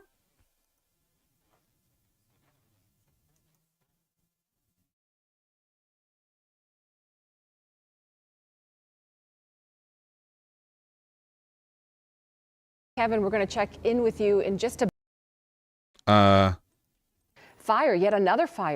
That looks pretty big, man. What are your thoughts about this fire, yet another fire? Well, yeah, I know, another fire, and you know, Chief Maroney and I talked, and wow, and we those knew are with the some winds that we had to be all hands on deck, and I know that the fire has a full response with aircraft, in addition to the Forest Service assisting, to try to prevent this from moving forward and going into Castaic itself. We evacuated the Castaic animal shelter, and we're watching it closely. I mean, it's 500 acres and moving quickly, but I'm grateful for our air ops. Apparently now it's at like 3,000 acres. Yeah, 3,400. That are at least hopefully going to stop the growth. Well, Supervisor, just to pass along some information to you, it's already going to 3,400 acres. So, and it just exploded in size. Now, this might be a tough question, but we're so close on the heels of Palisades and Eaton. You would hate to have to apply the things you learned in those two fires so quickly. But is there anything different in the approach of this fight from just 2 weeks ago? I know that we're able to get in the air, but we're looking at traffic control so much easier. It's just everything seems to be in place. Did we learn anything that we're already Look at how high the flame gussets are. They're like, the fire, the Eaton that looks and like the 20 feet tall. The wind was at over 100 miles per hour, which created a difficult situation for our firefighters on the street who were trying to fight the fire. But in 100-degree or in 100-mile-per-hour winds, it's very difficult. This fire obviously is not, the wind is not as strong because we have aircraft up there, which is a huge difference. That is a really make or break. They evacuated like the whole damn area real quick. Evacuations, what I'm telling people is get ready. Err on the side of caution and be prepared to evacuate. Don't wait till the last minute. Yeah, and that is good advice. And just stay on the line with us as I share that we're just getting word that out of an abundance of caution, College of the Canyons campus is closing for the day. We're getting that word from our colleague Dave Brill, who teaches classes there. And we were speaking with him just a little bit earlier, and he was saying that it seemed like business was, you know, the campus. That's the was Palisades fire. as That's the Eaton fire. As usual, but now they are. This area isn't where the fires hit. It's the evacuation. Supervisor Barger, do you think that but people they've are taking it evacuated like a seriously huge amount because of what we just lived through? 100% of territory. Look at this. Warnings have been issued in the immediate area, and I know they are taking it seriously. I mean, you know, just look at. I have a friend who lived up in Altadena, and the fire came so quickly that he literally got out of there with his wife with minutes to spare. And so I'm hoping that the people in Castaic are not put in that situation, but understand a fire like this spreads, especially, as you said, with all the dry brush, and it can spread quickly, faster than you can get out. So it's important for people to be prepared and move. You can always go back. We've got law enforcement on the ground that are going to assist in making sure the evacuations go well, but it's important that people heed that warning. In terms of the air fight, has it been supplemented since the last fires? When you say supplemented, you mean additional resources up in the air? Yes.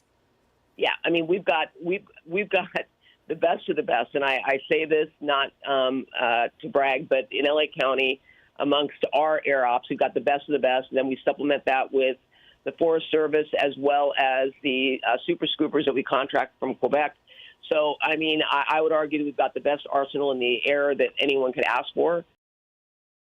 Well, we'll see how much of a difference it makes. I don't know why it keeps muting this live feed. It refreshes and then mutes, but I guess it's ABC7, you know. They're doing the best they can over there.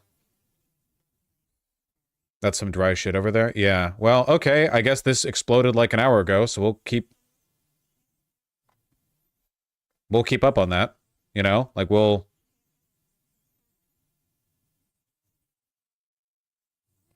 do our best to pay attention. Jesus.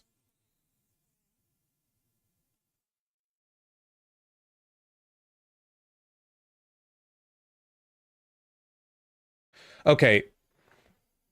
Is it sinking to be online only? I think it is, because I assume that by now my computer would have exploded if that was not the case. New State Department policy banning LGBTQ plus flags in federal buildings. That's great, man.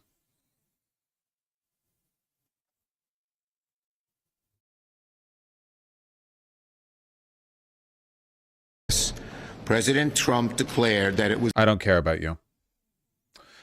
President Trump's State Department has enacted a one-flag policy banning U.S. embassies and overseas missions from flying Pride or Black Lives Matter flags, per the Washington Free Beacon. Hey, gonna take one guess on which flag is still going to be flown pretty frequently in U.S. embassies besides the American flag.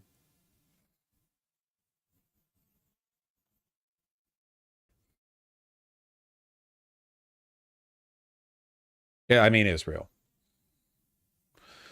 Starting immediately, only the United States of America flag is authorized to be flown or displayed at U.S. facilities, both domestic and abroad, and featured in a U.S. government context. According to the order, a copy of which was obtained by the Beacon, Newsweek has not seen a copy of the order and cannot verify the report. Newsweek is getting the scoop in a lot of these stories, I have to say.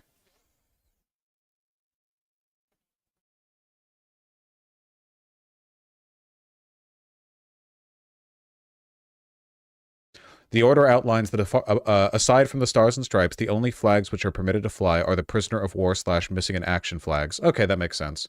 And the hostage and wrongful detainee flag, adopted in 2023 with the support of then Senator Rubio. I wonder in what context in 2023 this flag was adopted. Yeah, okay. Yerp. Yorp. Yarp.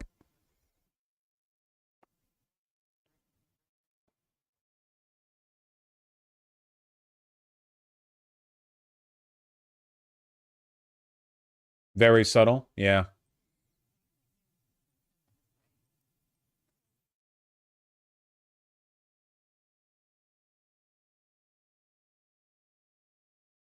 This has been on the docket for a hot second. Donald Trump has ordered health agencies such as the FDA, CDC, and NIH to pause communications with the public until February 1st. They are not allowed to give regulations, guidance, announcements, press releases, website posts, etc. until approved by a political appointee. So I assume that they've been frozen until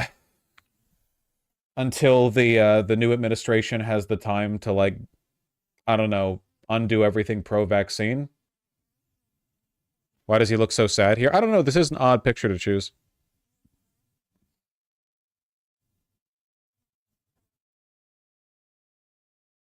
The big funny incoming.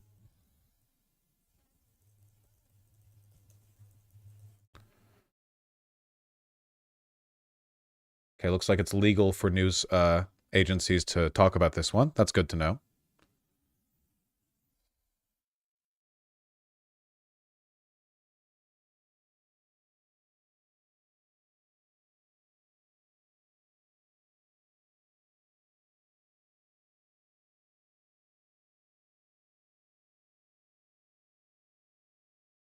The state will give you a horse dewormer.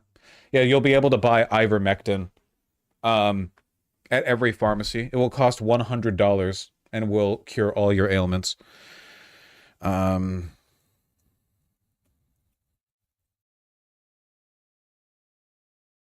me take a look at the status of the sync.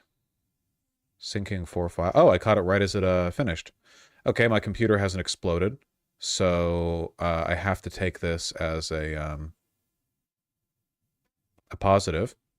Okay, now it's taking a while to sync the last few, and then it just finished and then started syncing another few, and now I'm worrying that it is now actually starting to download all these files.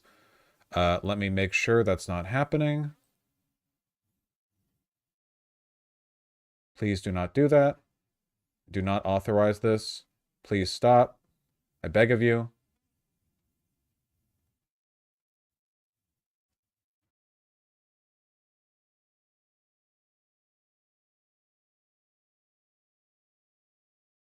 How do I set to online only now in Windows 10? How do I normally do this?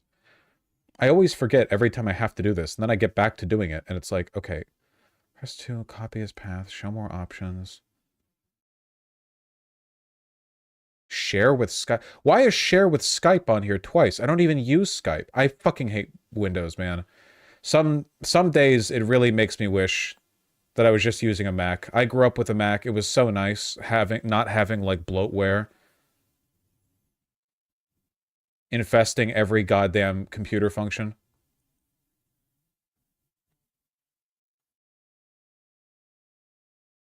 Yeah, but you can't game at a Mac? Yeah, which sucks. But I'm just griping. The fuck? Okay, what if I open it through the Dropbox editor? Does that... Okay, here we go. Okay, I can see more info now.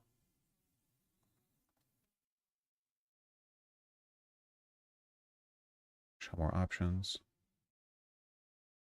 Well, there are certainly more options. But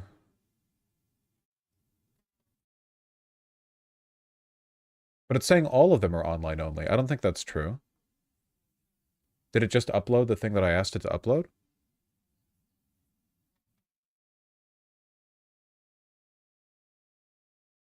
No, I don't see it there. Oh, God. All right, just give me a second, you stupid pieces of shit. Not my fault. This shit is unintuitive. What are you currently syncing? And where's the video file I just uploaded? Did it get lost to the ether? Is it gone forever? Let that sink in. Fuck you.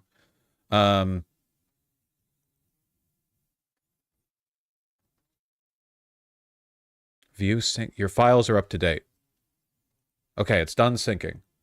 And my computer hasn't exploded, so I have to assume that everything's going to be okay. Now, where the fuck is the file? It's just not there. Okay, what if I go to the non-Dropbox hosted version of the file that is getting copied to the Dropbox servers, and I find the file there? What happens then, huh? What about that? You stupid motherfuckers, did you think you could hide this from me? Okay, there's the file. If I just remove the file from the folder, which takes a second because it's a large video file, and then move it back into the folder. No, wait, that didn't remove it. That just copied it. Okay, delete it from the thing. I'm almost done. Okay, delete it from the thing. Now, put it there.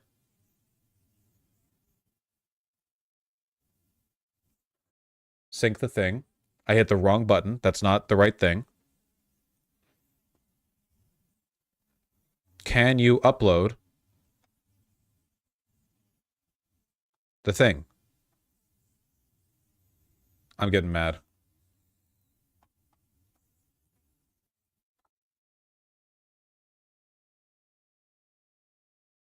It's still not there.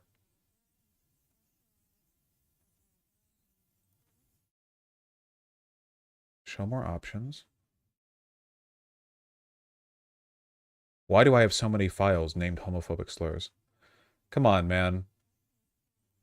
What's broken? I don't understand. Why won't it upload? Your files are up to date, but the last thing it remembers uploading from the thing is from the 14th? Well, it's not the 14th. Time has passed since it was the 14th. That's not the time anymore. You're a computer. You should know what the date is. Is this like a permissions issue for syncing? View sync issues? No issues.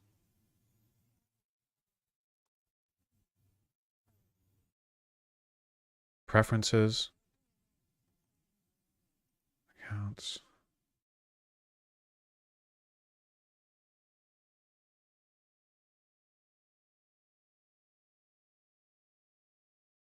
I don't know. I'm utterly baffled. Utterly baffled. I've been bested.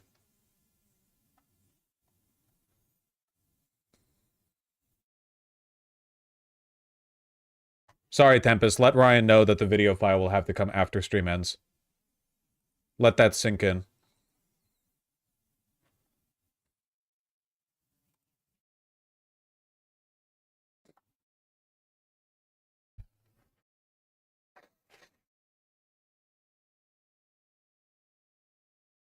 Try to log off and log back in. Sometimes it works. Okay, that's the last thing that I'm going to try.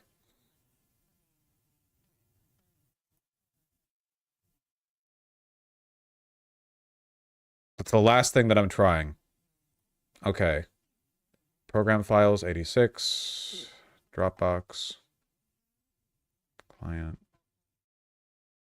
Open up. Try restarting your computer in the middle of screen. A stream. That might work.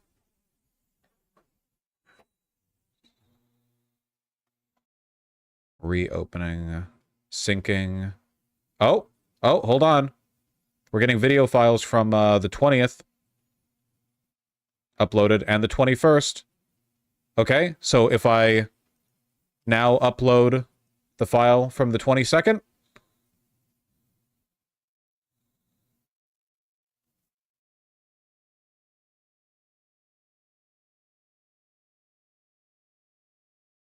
Replace file and destination. Upload. Your files are up to date, but they're not. You got everything except for the last one. There's one remaining file. It's the one I wanted you to fucking upload. It's the only one I cared about.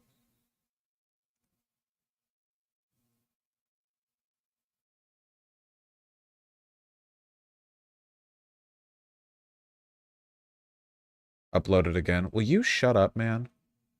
Okay, you know what? I will. Because maybe having a new file uploaded rather than it replacing a file in the destination with the same name would have a different effect. It might take a sec to index. Yeah, but it shouldn't. Okay. Remove the file. We're uploading. We uploading, boys. Okay.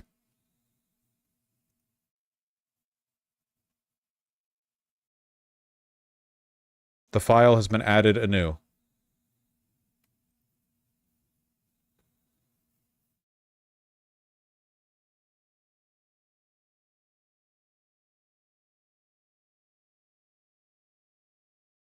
It's not syncing.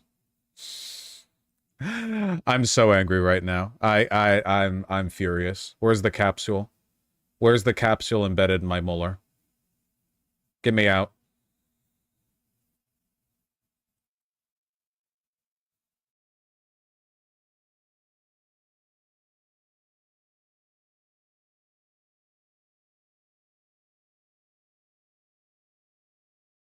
Try a different browser? What the fuck are you talking about?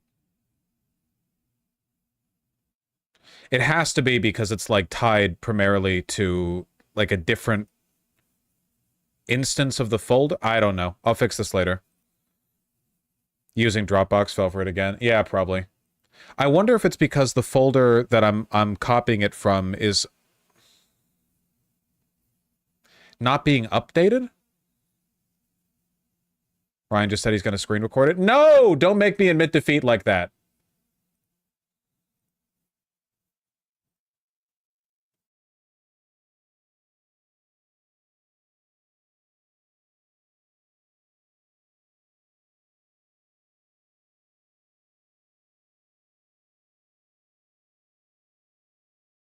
You're stumped, bro. Give it up. Fuck you.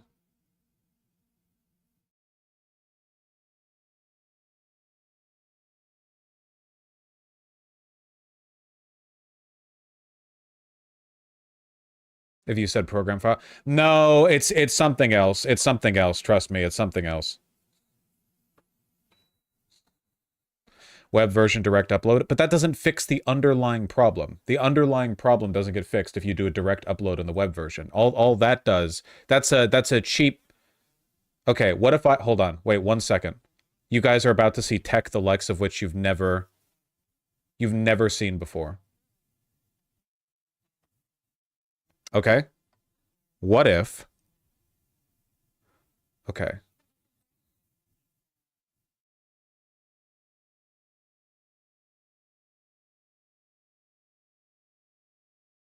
What am I doing?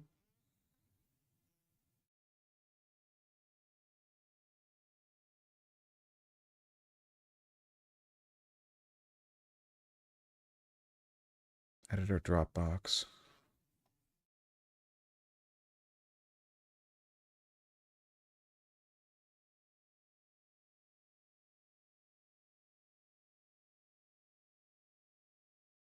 Pin to quick access.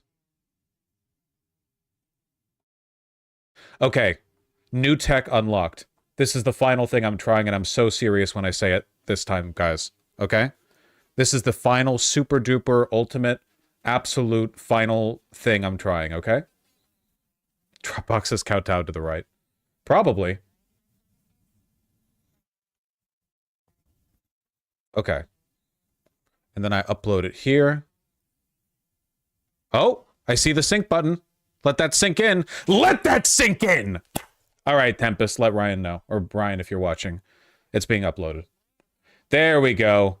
There's a different instance of the same local version of the folder that Dropbox was pulling from. Okay.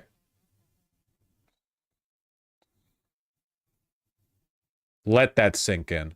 It should be fine now. Okay, let me get rid of the defunct one, or like the non-functioning one. Unpin from quick access. There we go.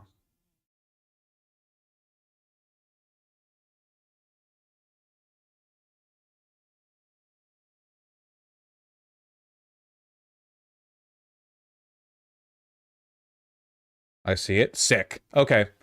Sorry about that, guys. You know how it is. Life is stressful right now. A lot of bad stuff going on in the world. You take the distractions you can. A petty victory over a minor technological inconvenience feels pretty good in the context of everything else going on. Oh,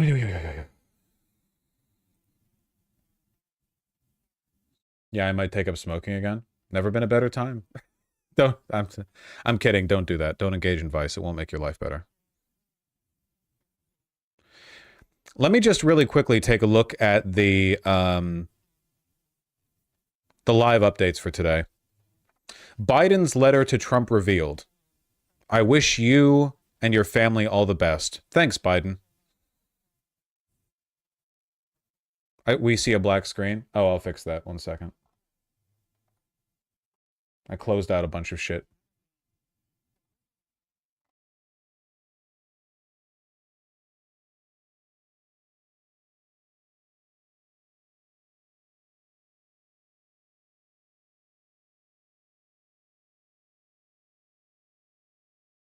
Dear President Trump, as I take leave of this sacred office, I wish you and your family all the best in the next 4 years. The American people and people around the world look to this house for steadiness in the inevitable storms of history. My prayer is that in the coming years will be a time of prosperity, peace, and grace for our nation. May God bless you and guide you as he has blessed and guided our beloved country since our founding. Unimaginable cuck energy, Hindenburg moment, etc., etc. Fuck you, Biden. Trump should have thrown this shit in the trash without reading it.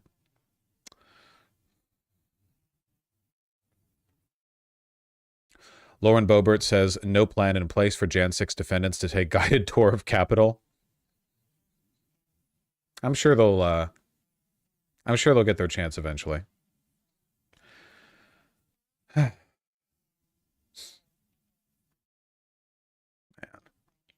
Senate Commerce Committee reports out Sean Duffy's nomination to be Transportation Secretary. Okay. No floor vote yet. Chris Murphy urges his colleagues to spend more time on John Ratcliffe's nomination for CIA director. Many of us have raised serious concerns about his qualifications. It doesn't fucking matter, man. It doesn't matter.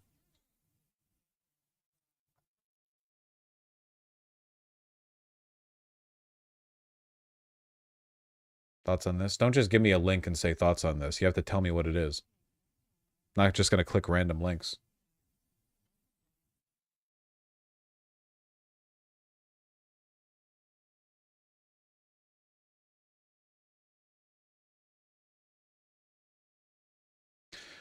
Oh, this is fun. House Speaker Mike Johnson announced in a news release that this afternoon the creation of a select subcommittee to investigate the events before and after January 6, notably not the events on January 6. House Republicans are proud of our work so far in exposing the false narratives peddled by the politically motivated January 6 Select Committee. They're going to go after their political enemies. This is the we're putting Liz Cheney in the oubliette committee. The subcommittee's mission is to uncover the full truth that is owed to the American people. Rep. Barry Loudermilk from from GA, will chair the subcommittee, which will fall under the jurisdiction of the House Judiciary Committee, chaired by Jim Jordan. Notably, Loudermilk had given a tour of the Capitol to people the day before the insurrection, which included a man who was caught on footage during the Jan 6 riot, later released by the select committee that investigated the attack, making violent verbal threats against top Democratic lawmakers. So the person heading this committee is literally one of the people who directly let in people who would storm the Capitol the following day. The rioter who made the threats, Trevor Hallgren, took pictures of hallways and staircases during Loudermilk's tour.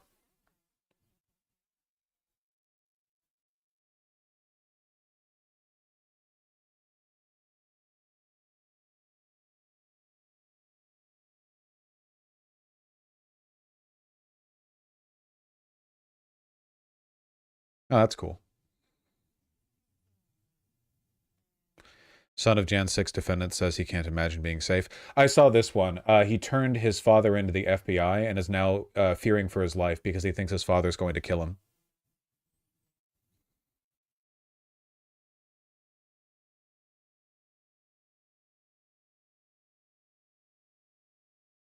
Probably will happen. A reasonable fear, I'd say. Yep. Yerp. Directs Justice Department to step up immigration enforcement. Suspension of refugee programs puts Afghans and others in potential danger. Advocates say potential danger.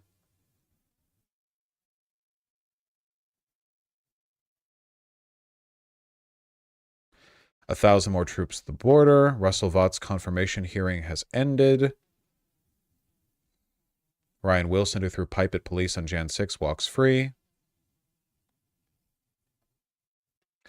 Elise Stefanik said, Israel has a biblical right to annex the West Bank. Well, that's good. That sounds like the kind of level, impartial, politically informed decision-making that we can look forward to. Wasn't Russell Vought the Project 2025 guy? Yes.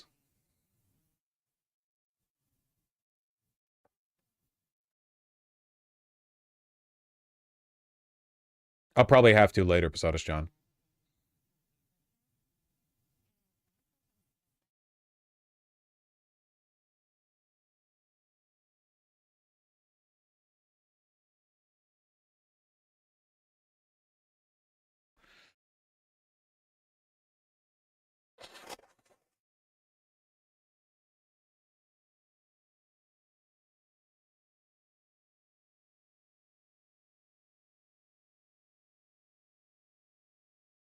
Someone banned me for reposting this. Vosh loves high healthcare costs. What the fuck are you on about?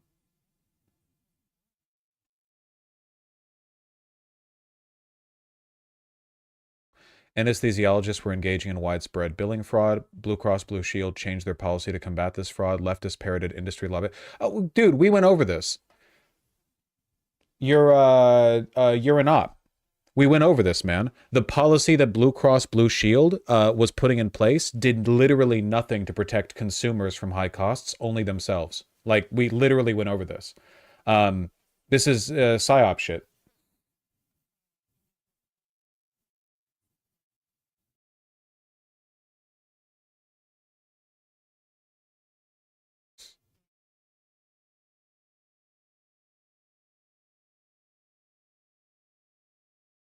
It doesn't even make sense. We've already gone over this. Because you fundamentally misunderstood how that policy would work? No, we went over this. You don't. I understand the liberal accounts that you follow on Twitter are really looking for a win right now and like going after like asinine edge case lefty talking points is a lot easier than dealing with the fascists that have completely taken hold of the country. But we went over this. Claims that lefties misinterpreted how the policy would be enacted were, as far as I have determined, completely false. Anyway. I asked you in my office also about whether Palestinians have the right of self-determination. My understanding was you said yes. Do you have a different answer today? That was not the direct question that we discussed. I said the Palestinian people... Do you believe that Palestinians have the right of self-determination. I believe the Palestinian people deserve so much better than the failures that they've had We agree from on that. terrorist It's just a leadership. pretty simple Liberal question. I believe we need I take it. peace in yes. the region. Of course, they So- deserve human rights. So I want to ensure that, number one, we bring the hostages home. I so want do to all of us. Representative Stefanik, let me just ask you. I have 30 seconds left. I'm rarely surprised by answers in my office, but I did ask you whether you subscribe to the views of Finance Minister Smotrich. Of who? I'm sorry, Smotrich, this is the Israeli Finance Minister Smotrich, and the former National Security Minister Ben-Gvir, who believe that Israel has a biblical right to the entire West Bank. And in that conversation, you told me that, yes, you shared that view. Is that your view today? Yes. Okay. Neat. Donald Trump. Shut up.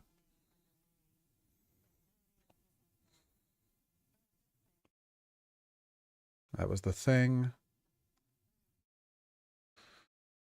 Russell Vaught.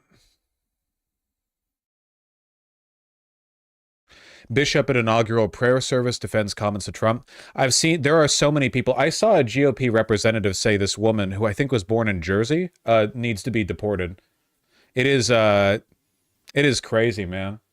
How bad things got so, like, how quickly, you know?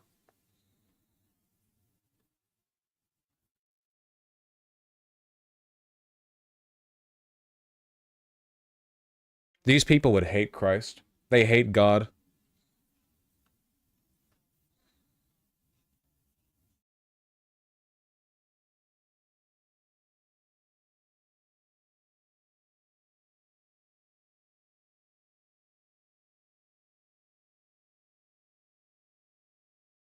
Cons are angry because Trump said he might sanction Russia. I mean, he says lots of things. We'll see what actually happens.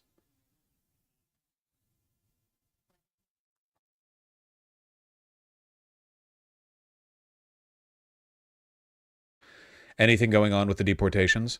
The big deportation operations don't seem to have started yet. That being said, they will be running up soon. Governor Lee wants Immigration Bureau different state IDs for non-U.S. citizens in Tennessee. That's cool. Different IDs specifically for non-U.S. citizens. More of a specific case, though. Justice Department orders investigations of any city and state officials who obstruct immigration enforcement. The interim leadership of the Justice Department has ordered U.S. attorneys around the country to investigate and prosecute law enforcement officials if they refuse to enforce Trump's new immigration policies, according to an internal department memo. Yeah, so far, my understanding right now is that the Chicago police specifically have said they will not be cooperating with ICE, as is the case for many, you know, sanctuary cities. And of course, the federal government is saying, like, well, okay, if you do that, if you don't help us, we'll go after you.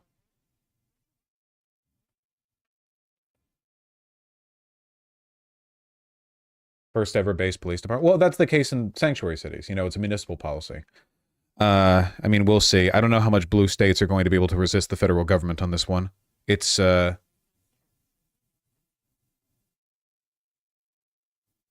have been ICE vans spotted in southeast Iowa. So far, at least for the moment, they're just flexing.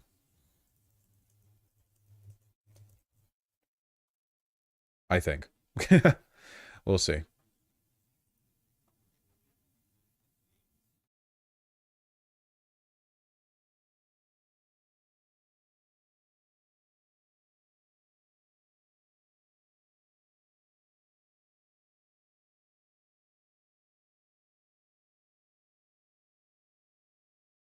Trump monitoring Nashville shooting.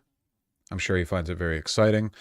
Murkowski says she is factoring that affidavit in with everything else in Hegseth considerations. Yeah, it doesn't matter. Lawmakers concerned over Jan 6 case retaliation. Oh, I bet. Maryland lawmakers respond to executive order ending federal workers' remote work.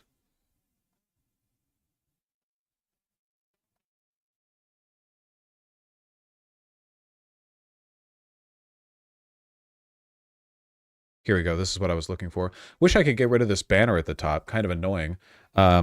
Trump Day 3 live updates. We normally go for the AP News version, I think. Yeah, here we go. We normally go for the AP News version. Delete element? Nerd.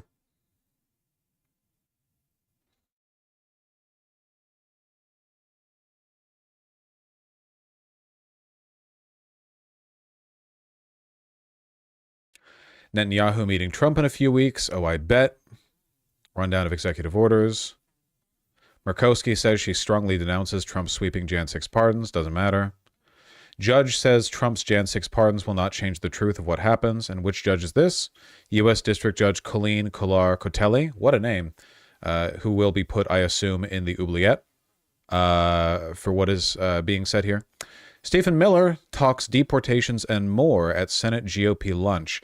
Miller told GOP senators at the closed-door lunch in the Capitol the next steps, including the administration's push to invoke so-called Title 42 authority to close down the U.S.-Mexico border to new arrivals. Thank you for the update. Once they land on a legal rationale to support the action, Senator said. I love that. Very straightforward. We're going to invoke this authority once we find the legal pathway to do so. I think you'd already have that worked out.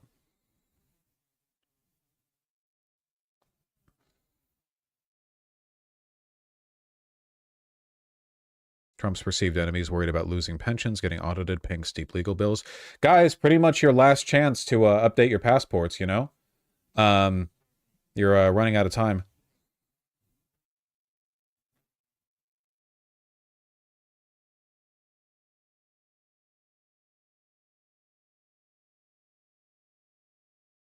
Trump's threat of tariffs and sanctions on Russia likely to fall flat. Probably, yeah.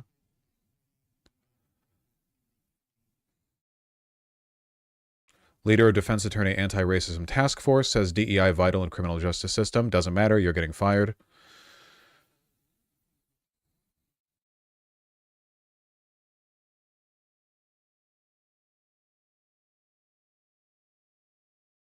$1,500 active duty troops to help secure U.S.-Mexico border, officials say. Right. 1,500 is nothing.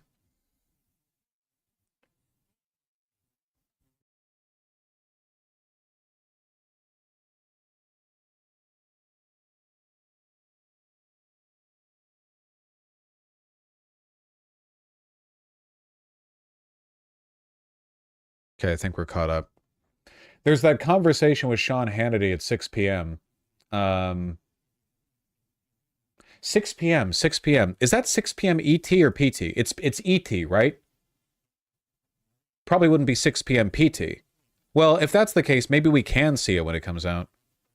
Well, it's happening live, right? I don't know if it's being broadcasted over just television or if it'll be online.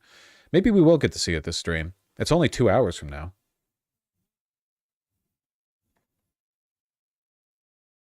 Want to be copyright? No, news channels tend not to copyright the stuff they put out.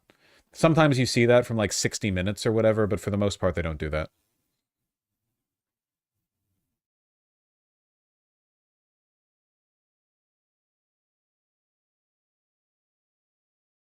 Ryan Grimm defending the cutting back of DEI. No, it is 9 p.m. ET? Okay. DEI was an active impediment to the project of building a multiracial working class movement capable of taking on corporate and oligarchical power. Rufo did the left a favor in nuking it. Did Ryan Grimm always have takes that were this shit? I feel like I used to see a bigger spread of quality takes from him. But like over the past few years, I feel like they have not... I don't think they were always this bad.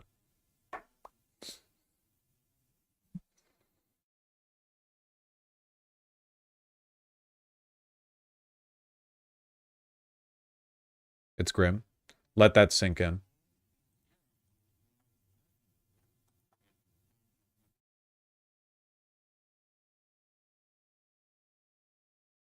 Vosh, you should do more outward activism. We need in this era. You should do it actually. I'm doing my thing. What the fuck do you joins YouTube chat? You should do more, Leaves. Fuck you.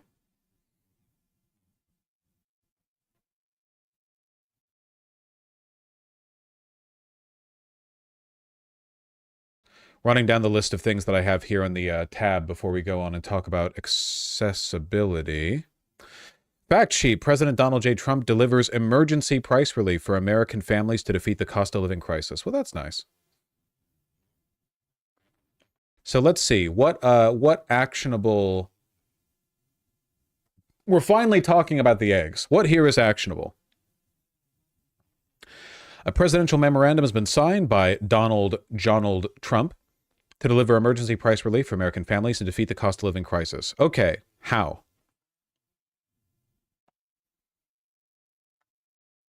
President Trump is ordering all federal agencies to untangle the American economy from Biden constraints and improve affordability of necessary goods and services to increase the prosperity of the American workers. How? This includes action to drastically lower the cost of housing and expand housing supply, eliminate unnecessary administrative expenses and rent-seeking practices that drive up healthcare costs, eliminate counterproductive requirements, raising the cost of home appliances, create employment opportunities for American workers, including drawing discouraged workers into the labor force. We've seen all this. Eliminate harmful, coercive climate policies, driving up the costs of food and fuel. So what are you going to do? Is there anything in here that is direct and actionable? So here's how Biden has made eggs cost $100. Nope. Not a single thing in here that's actionable. The only thing I've seen that is actionable, that I've seen them talk about with regard to cost of living, is they're going to drill for more natural gas and oil, which will make energy cheaper. The problem being that we're already producing a record amount of fossil fuels. So, I mean, you might be able to like marginally bump those numbers, like a little bit, but probably not by much.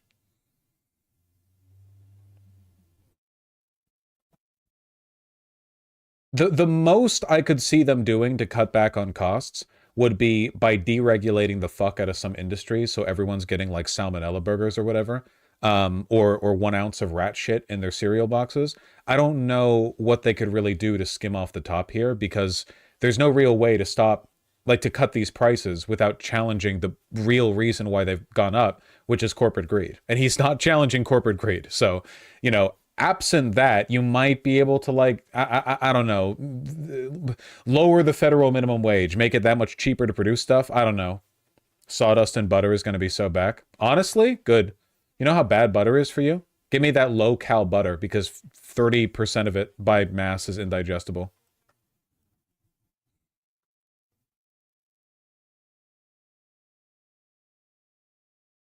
Give it a nice texture, you know?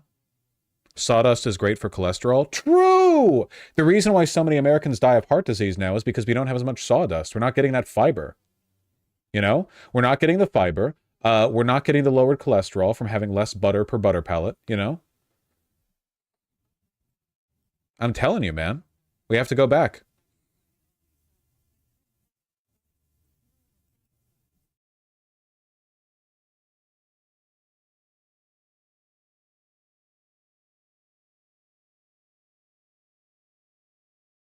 I can see Trump rolling back the safety protocols for bird flu to make eggs cheaper. Like everyone should. You mean like they kick off the bird flu pandemic? Because right now the practice is if even a single chicken at your farm has the bird flu, you have to kill all of them because you can't risk it spreading. So now it's going to be like, don't worry about it. And then everyone gets bird flu eggs. And that's how it spreads to humans. That'll be fun.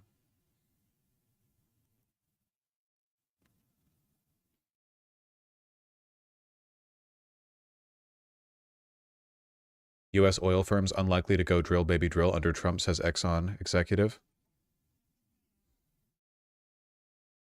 U.S. oil and gas producers are unlikely to radically increase production under President-elect Donald Trump as companies remain focused on capital discipline. All right, I'll take a look at the article. Just a second. Sure, I'm fine. I'm curious. You've baited my attention. Capital discipline. It's a new term to me. A new idea to me. That's like 4 months old? Yeah. It's 4 months old, but it's after the election. Well, it's not 4 months old, but, you know. A radical change in production is unlikely because the vast majority, if not everybody, is focused on the economics of what they're doing. Maintaining that discipline, driving the quality, driving the information will naturally limit the growth rate. My reading between the lines on this is that it's possible that Exxon and other oil companies know that we have already reached or are basically like kind of in the ballpark of peak oil. People have talked about peak oil for a long time. I'm not an expert on it. I don't think anyone is, or at least certainly I don't think anyone knows everything about it. But we have had to work harder and harder to get more and more natural resources out of the planet.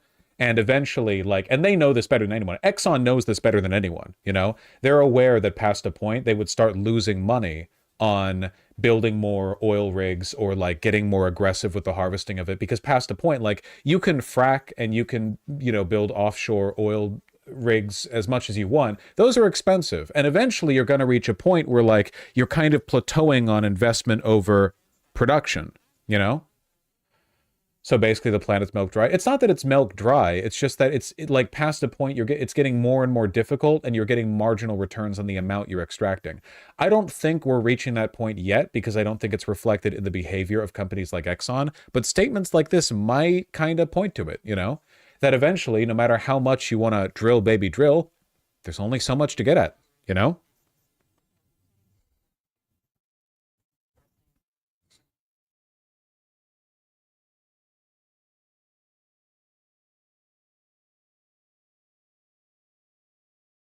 But we'll see. It's not only that there's only so many refineries. That's also true. Building, it's also possible that like there might be a lot more oil, but the crude might be low quality and you need really good refineries for that, which are in America, but there's only so many of those refineries. And you don't want to spend billions building like new refineries when you know that you're only going to be using those for like a marginal gain in the production rate of the crude oil that you're able to get out, you know? It's all very complicated. I'm not trying to pretend that I've figured it out or whatever, but it isn't peak oil, it's peak profit margin. We're exporting over 5 billion barrels of refined oil. Not even Saudi Arabia can do 5 million barrels. That's also a good point. Yeah, like, remember what happened during the beginning of COVID, where for a brief point, a barrel of crude was worth negative money because they, you can't turn the taps off without, like, destroying the well. And, they didn't have enough room to use it because like so much shut down all around the world. They might not want to exceed production past a point because if there's another global shutdown or something or anything like that, like it might not be sustainable.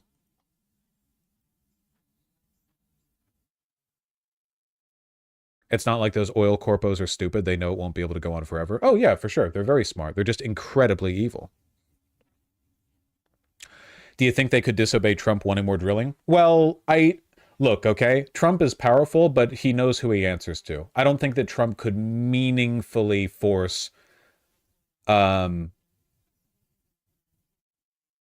behavior of these companies too much. Vosh, I know you mean well, but like this is a topic you need to dig into. There are firm answers to this question, and your reasonable assumptions are more charitable to companies than the data shows. Why do you have to be a cunt?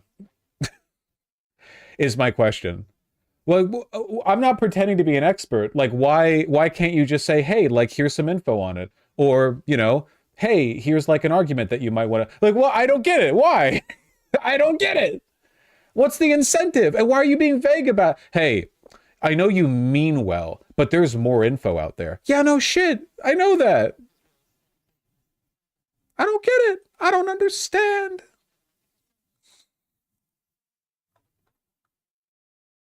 I'm just trying to teach you guys the social skills that you're going to need when they start sending, you know, American Schutzstaffel door to door to find the autists because you guys are like, you know, useless mouths or something. All right. I'm just here to try to help you like pass the checks. All right.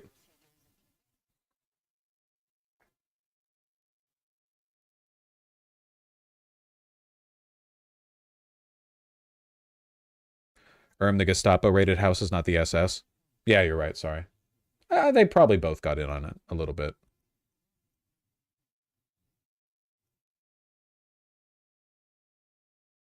Lesson 1, no stimming after you open the door. I don't know if I feel like they'd get me too. All right. Anyway, like, here's my takeaway from all of this, I guess. The idea that people voted for Trump because they wanted prices to go down is a media manufactured lie. In reality, the economy was certainly flawed under Biden, but notice how all complaints about the economy basically faded away the moment Trump won the election. Nobody cares about anything except what they're told to care about. The only people who have active, deliberate, ideologically informed concerns are either racists who are getting what they want, or the oligarchs who are also getting what they want, and will say whatever they need to convince everyone else to vote in their interests. So even if prices go up, you know what's going to happen? People are just going to say things were more expensive under Biden, even if it's not true. And you won't be able to convince them because that's the only information they're going to get. These people are going to be listening to their talk radio, watching, I don't know, Joe Rogan on YouTube or Fox News or whatever, and they're going to hear, you know, oh yeah, eggs might be $10 now. Remember when they were like 14 under Biden? And people are going to be like, yerp, mm-hmm, yorp, yup. Or they're going to say the only reason prices have gone up is because of like DEI wokeness in blue cities. Donald Trump is going to declare war on it and like deport people and be like, we're doing this to lower prices. And because the prices haven't gone down, that means we need to do more of it. Like there's no, yeah, the chocolate rations were increased last week. I remember. So what did people care about that made them vote Trump in your opinion? Whatever they were told to care about. Literally following conservative media is like watching a circus where you like each entertainment like venue, each performer just run out. You care about that, then the next one. The topics shuffle completely. It doesn't matter. It's like a circus where you're the clown. They can't change the underlying facts of the world. I'm just telling you guys what it's going to be like. A lot of people are holding out hope for a moment where you get to have the like come to Christ, come to Jesus Christ, like you know, oh the leopards ate my face party moment where people are like, oh, I can't believe I voted for Trump. I didn't know that would happen. You know why you only hear stories like that on social media? Because they're made up by people looking to bait clout. That's it.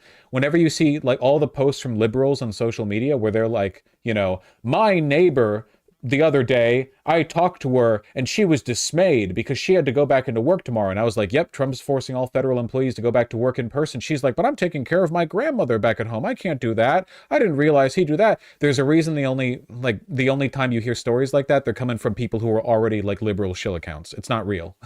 It happens sometimes, but that's not real, okay?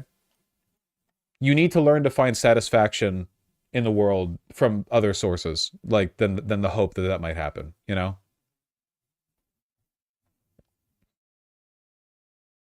Yeah, I remember the squirrel. I remember.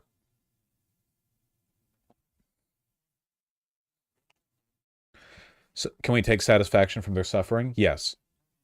So the majority of the United States is that far gone. It's not about them being that far gone. It's about the media environment. It's about the media environment. They're not being exposed to the same information that you are. Somebody else got to them first, and they're like immersed in it like a pool, you know?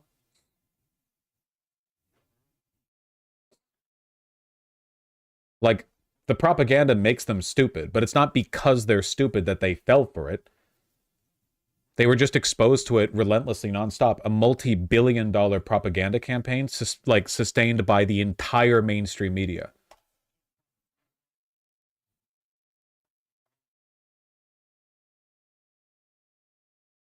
Yeah, well, basically what I'm saying is like and subscribe, hit the bell. Hit the bell for more notifications, and make sure to donate.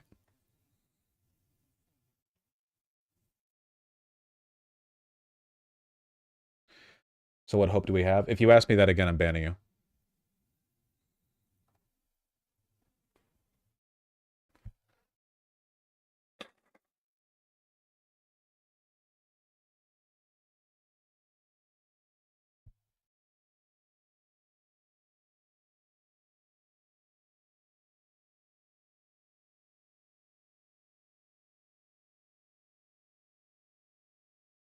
Have you talked about Mr. Beast possibly getting TikTok yet? I don't think that's happening.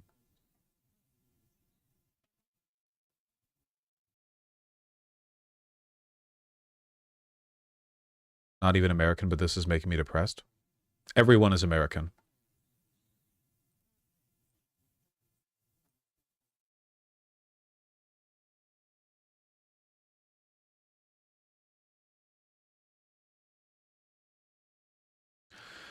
The alleged manifesto of the Nashville shooter includes an actual FAQ. He called himself the last true Rhodesian on Instagram. I don't know if this is real. A black kid photoshopping a totem kampf over him, and it's full of the N-word, like hard R. We're entering an era of mental illness, the likes of which no one could possibly comprehend.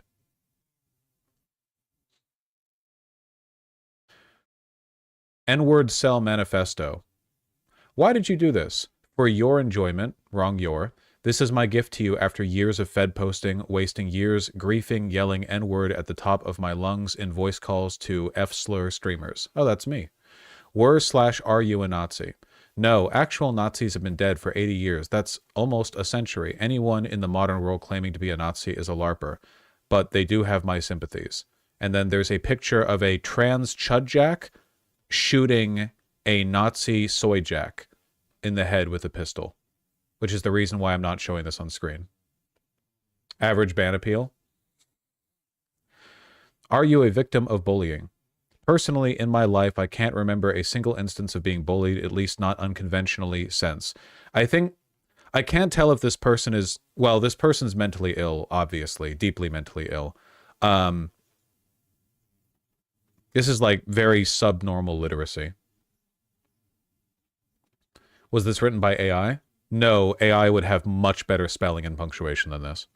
I was bullied in the culture sense, which everyone is bullied in, but no, but the media attention seekers will say I was, and other bullshit like he was just a quiet kid.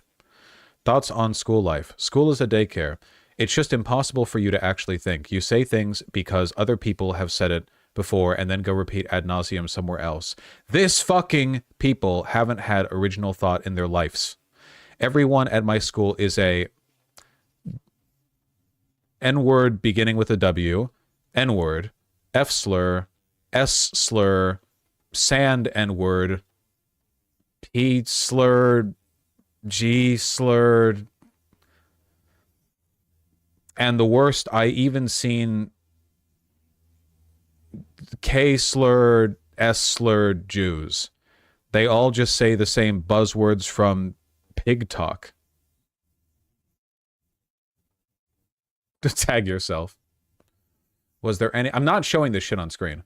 Was there any particular event or personal reason you decided to commit a violent act? Yes, I was born fucking the hellhole of Los Angeles. Okay. And lived there for a couple years. I won't get very in-depth into that, but getting beat by fucking brown people and getting almost robbed fucking S-slurs and B-slurs. S-slurs, Muslims touching filthy hands on me. They ruined my fucking life! Exclamation point, exclamation point, exclamation point. Do you have any groups that are backing you? Yes, the r/Markiplier subreddit. Hello, everyone. Welcome to... All right, well. You can just type anything in a manifesto, you know that? You can just type anything. Are you a white supremacist? No, I'm a golden N-word. It wouldn't make sense for me to be one. I can't be a white supremacist. What a retarded question. Are you a black supremacist? No, I would be if N-words weren't so fucking retarded and can work on something together. Total N-word death. What motivated you to commit these acts of violence? Misanthropy, but only for very specific groups and races. Hatred of N-words. Probably understand this, but he's not saying N-words, right? What do you wish for? A better, neater, cleaner world by eliminating all undesirables. We must aid the Aryans regardless of our race. Do you intend to kill police officers or other enforcers of the state? No. Although modern police officers exist to serve the elite, many of them are of decent character, and it would make me very upset if I killed one, but only you know if I did. Did you carry out the attack for clout? No, carrying out an attack for fame would be retarded. After all, who can remember the name of the attackers in the September 11th attack on New York? This is genuinely hard to read because of how poorly formatted it is. How about the attack of the Pentagon, the attackers in the plane that crashed in the field on the same day? I will be forgotten quickly, which I do not mind. After all, I am a private and mostly introverted person, but the afterwards... Okay, that's where that one ends, but there's a lot more here. I think like 50% of this is just the N-word. N-words sell, or involuntary N-word. The West has fallen, the West has fallen, billions must die, billions must die. No lives matter. I'm ashamed to be black. I feel like shit being N-word. For anyone who wants to call me C-slur, sellout, whitewash, Uncle Tom / ruckus, blah blah, fuck off. Go back to your ass-clapping fat N-word, but for women. It seems like I can never hear black people doing anything positive anymore. N-words have to ruin shit. N-words have to do what N-words do best. We should protect it. I don't even know some of these words. Yeah, it goes on like this for a while. This is literal mental illness? Well, yeah, of course. This sounds so I don't know how this sounds fake to you. It just sounds like mental illness slop. World's most mentally ill man. Yeah, just to the long and short of it, it's a self-hating black kid who is a Nazi, but won't call themselves a Nazi, but has politics identical to being a Nazi. Needs help? Well, he's dead now. What'd he do? A school shooting like 2 hours ago, and then died via his own hand. I don't think he even killed anyone. Apparently, he shot 2 people, but I haven't heard of death.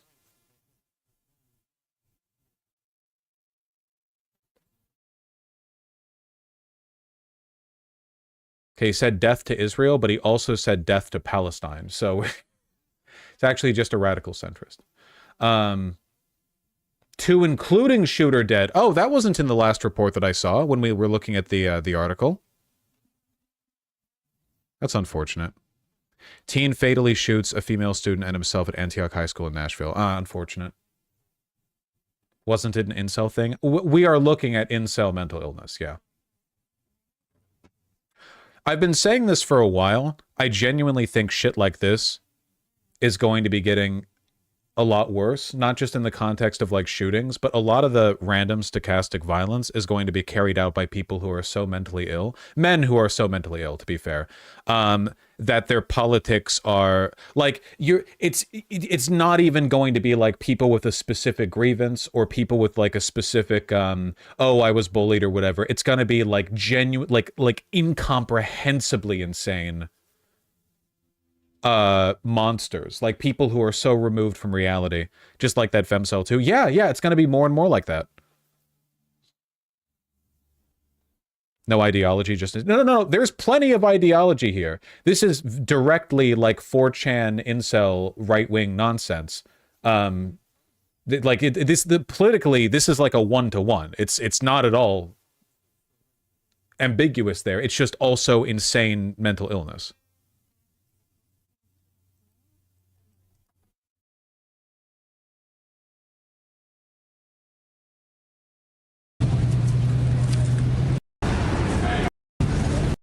Versus later. Okay.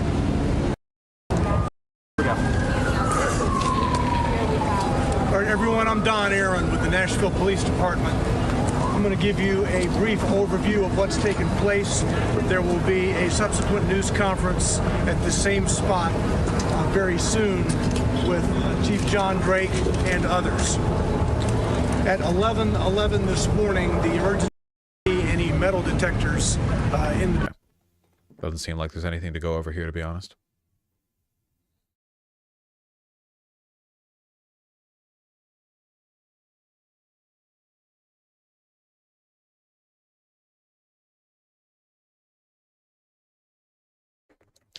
Gun control measures. Man, I hate to repeat this every time, but I feel like this is such a direct and straightforward example that I need to repeat it. This is not about guns, man. The presence of people who are this violently mentally ill, like this goes so, like, leaving aside the logistical difficulties of removing the hundreds of millions of guns from this country, like the fact that it's so insanely easy to get them and it's basically politically and logistically impossible to get a hold of the guns, which you're not going to get rid of the guns, not meaningfully. Like, they would just stab somebody instead, which is what happens in England. Like, the rot here is the deep set mental illness. That is, and I'm not saying mentally ill people are like threats to society broadly. They're more likely to be harmed than they are to harm others, et cetera, et cetera. This is a very specific type. Like, this is not like, oh, a guy had depression or anxiety or something. This is like somebody being put in a fucking pressure cooker of Nazi incel ideology until their brain is rotted away, you know? Like, this, it's so much more, it's so much more like ideologically derived than that. This is who he said radicalized him. Candace Owens, Ethan Ralph, Nick Fuentes, Turkey, Tom Rubin, Sim, Mr. Beast, Copes and Talk, Wayne Lambright, iDubbbz, Destiny, Hassan Parker. I assume you mean Piker. He's just naming people that he knows. These aren't actually people that he was radicalized by. Nice shout out, though. Oh, I wonder if Hassan and Destiny are going to get flack for that. Looks like I skipped the... I dodged the bullet on that one. He's lay epic troll. Yeah, I remember his epic who supports you r/Markiplier. Yeah. Epic troll.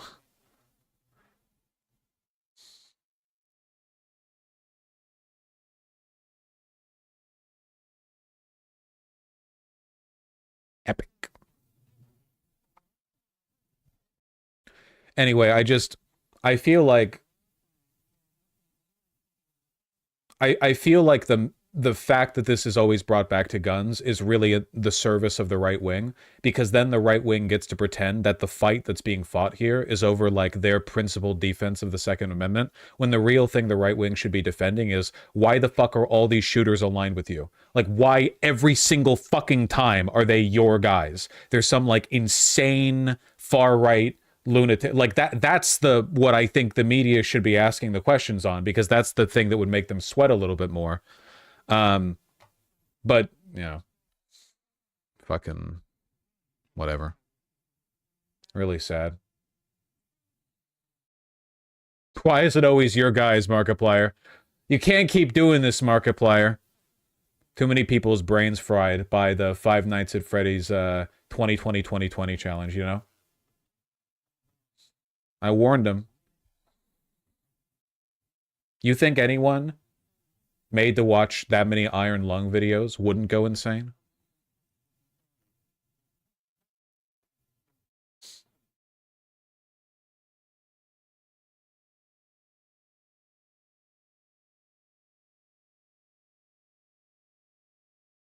Oh.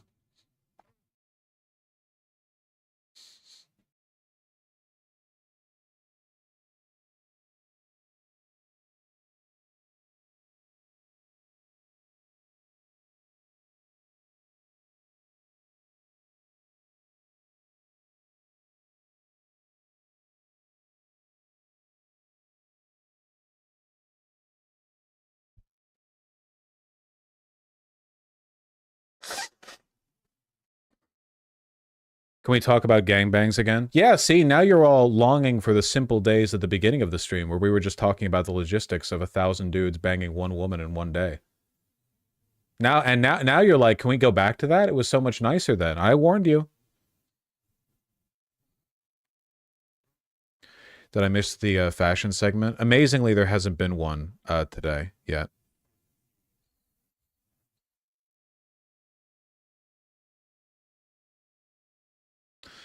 Oh, heartwarming.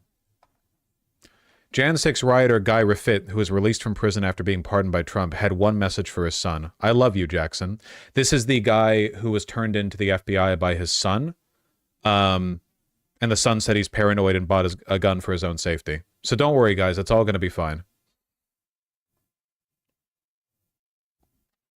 We're going to wait on Jackson, Guy's wife, Nicole, said. When he starts feeling more comfortable, when he starts feeling more confident, then that will be the time, but there's no pressure on him right now. Dude, the wife is in on it. The wife is like, oh, don't worry. Our son who gave our father up to the FBI over the Jan 6 stuff and put him in jail, you know, we'll wait for him to come back or something. Guy Refit did not enter the Capitol on Jan 6, but he was there armed with a pistol, zip ties, and body armor. I'm sure his intentions were noble. Listen, guys, it was just a protest.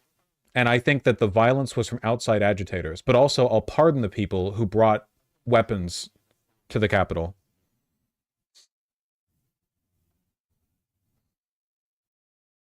Press secretary says Trump deserves apology from Bishop. Jeez. Everyone there was shocked and mortified by the disturbing comments from this bishop who chose to weaponize the pulpit. She was literally like, please show grace and mercy to the powerless. Incredible.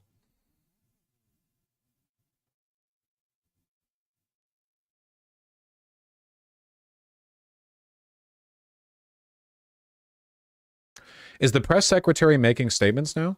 Are we up and running? Can we start like covering these?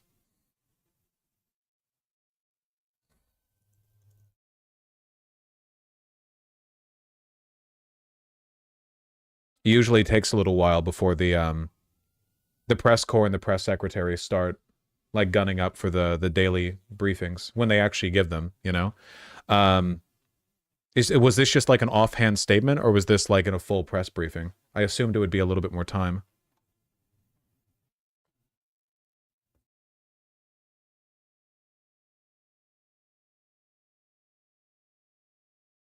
I don't see a press briefing from this morning, so I guess it was just a statement.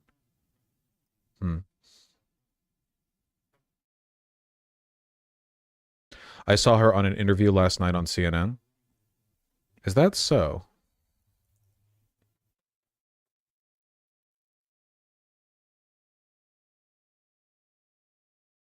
Oh, this is from 2 days ago. Still, we're going to be seeing a lot of her. You're about to enter one of the most high-profile positions in the U.S. government. How do you prepare for that?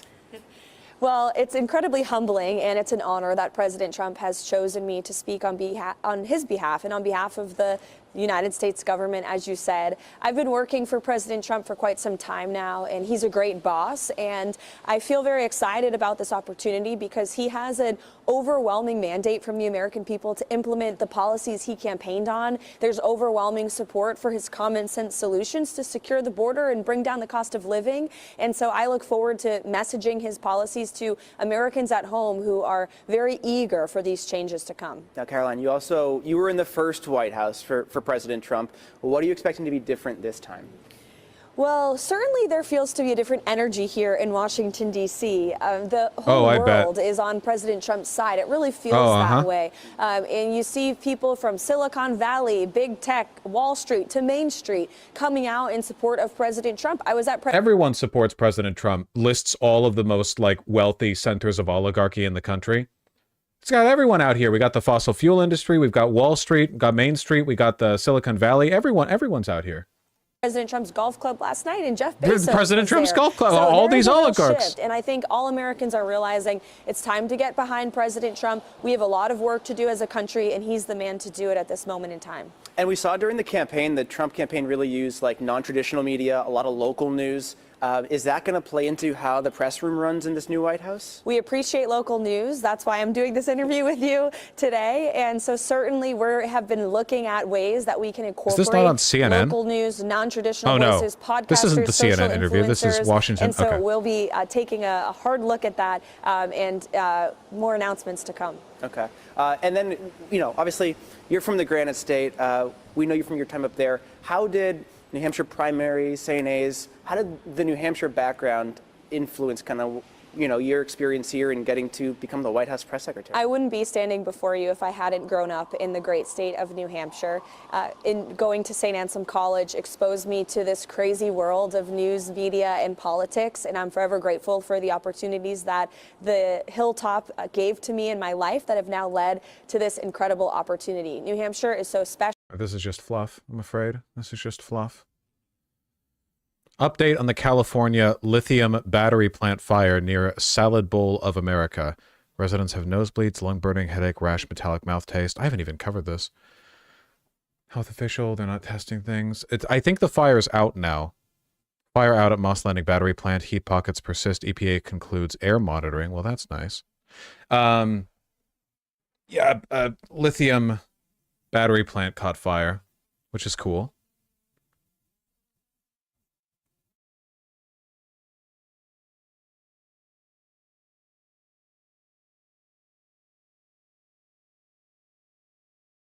Free mental health meds? True. This is the same reason why electric cars are like impossible to put out. It's pretty difficult to put out these kinds of fires, though I guess it's out now. How bad the damage was. I mean, we'll see if there are any reports of like soil contamination. Don't want to be too alarmist about that.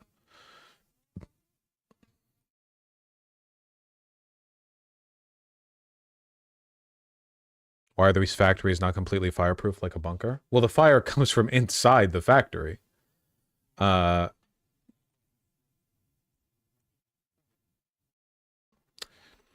Jamie Dimon said Trump's tariff policy is positive for national security, so people should get over it. Are we actually going through with the tariffs? Because like I've said before, and I still don't think this is technically accelerationism, but I'm not going to argue the particulars. I do think that like our best hope for the foreseeable future is that they arrogantly go through with the tariffs, and the economy suffers for it, and it leads to people like the honeymoon period ends quickly. You know, it's just not economically sensible. If it's a little inflationary but good for national security, so be it. Yay. Our next guest is going to be weighing on everything, the state of the U.S. economy, the banking sector, rates, and so much more. Jamie Dimon, J.P. Morgan Chase Chairman and CEO. Thank you, sir, for being here once again.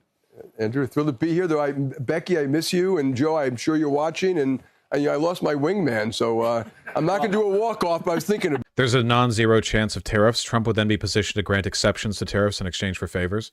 Yeah, that's true. I mean, he could just play hardball and just get whatever he wants by offering to alleviate them, though there's got to be an upper limit to that, and there will still be damage.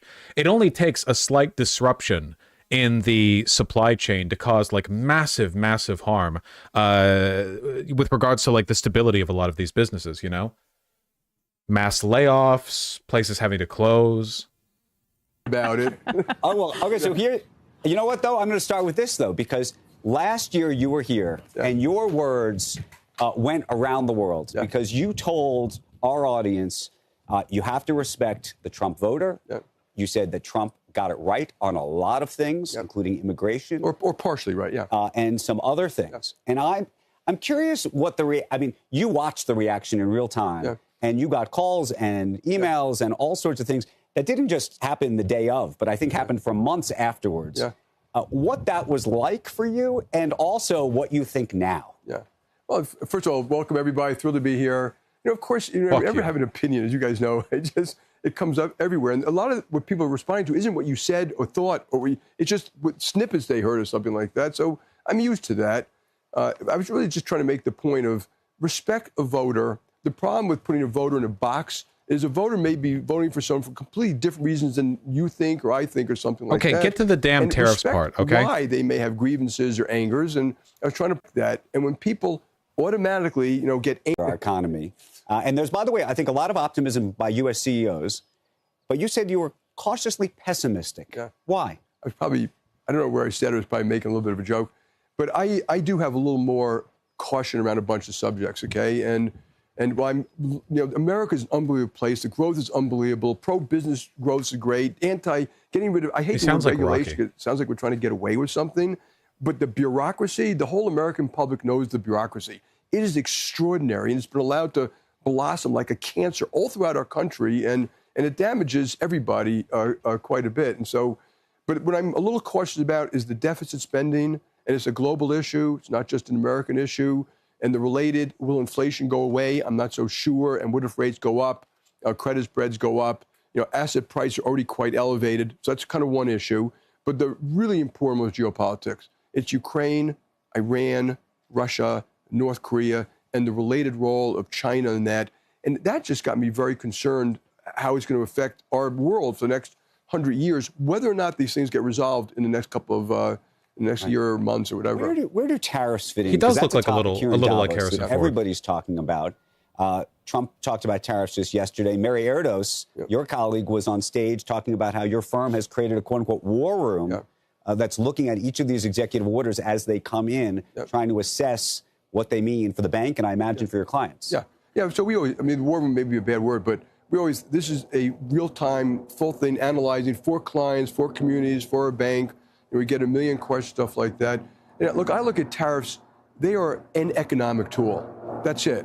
they're an economic weapon, depending how you use it and why you use it and stuff like that. And, people argue, is it inflationary and non-inflationary? I would put in perspective, if it's a little inflationary, but it's good for national security, so be it. I mean, get over it. National security trumps a little bit more inflation. But I think all right, well, I guess that's pretty straightforward, yeah. Can they be used to bring people to the table? Yes. Is there some unfair trade? Yes. Is there some state-owned subsidies? Yes. Is the president going to use that way in his team? Yeah, and we'll see. But I don't even understand what what national security concerns are we talking about? One of the threats is Canada. We're rolling out a prepared tariff for Canada. What national security concerns are we talking about?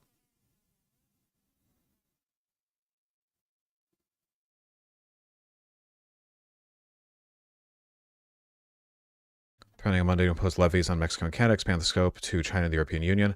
The president told reporters that the EU is treating the U.S. very, very badly due to its large annual trade surplus. The U.S. ran a $214 billion deficit with the EU through November 2024. $214 billion deficit in what? In trade? That's not bad.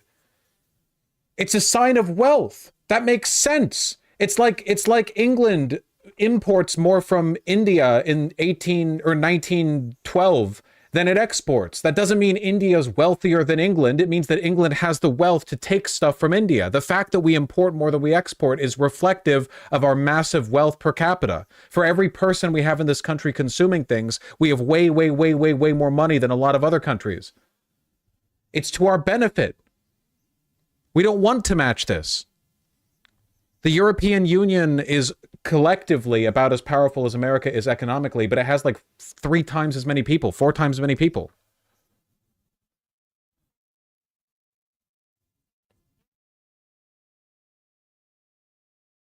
%10 tariff on China, 25% in Canada and Mexico. These are definitely being used to like leverage deals for sure.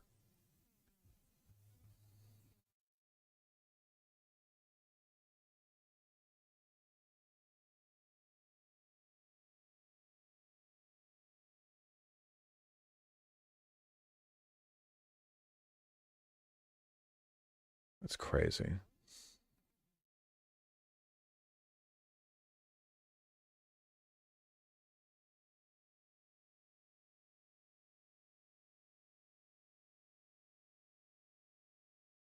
How is Canada reacting to the tariffs? I know one of the provincial governors is threatening to shut down energy exports to the United States. The EU has only 450 million people. Why do I have it in my head that they have like 1 billion people in Europe? Am I wrong? I believe you if you say I'm wrong. Still, the broader point holds. They have 700 million? Okay, twice as many. In Europe, but not the EU? Oh, of course, of course.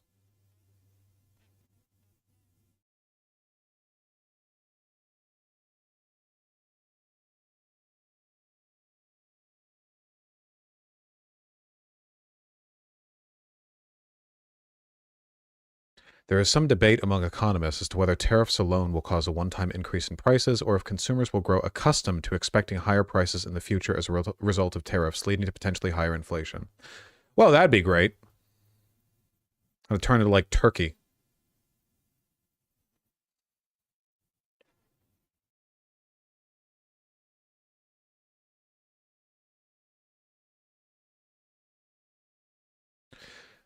Lamau consumers grow accustomed to higher prices. Copium.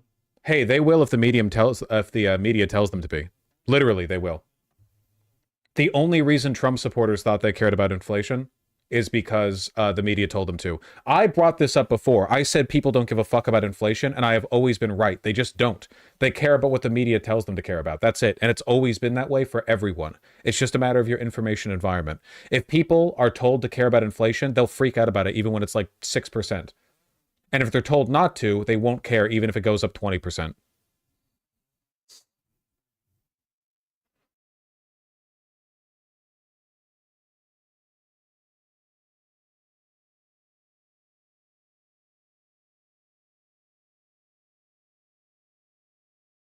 Both of those are super high rates. 6%, annually is not that massive in the context of an inflation bubble. There are plenty of countries where inflation is and has been a lot higher for a long time. But it's just a matter of what you get used to and a matter of what you're told to care about.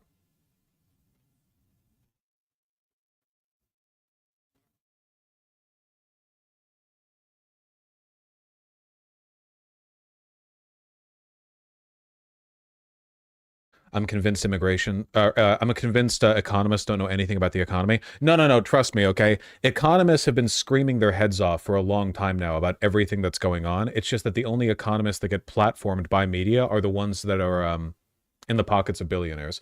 Literally, like, if you take a look at the academic side of economics, overwhelmingly, you get, like, a lot of consensus on positive stuff that you and I would agree on. It's just they select the ones who will just be like a mouthpiece for the interests of corporations, and those are the ones that end up getting all the attention.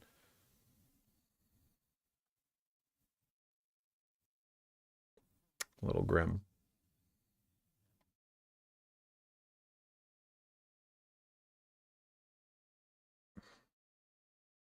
Even academic economists still think socialism is bad, though.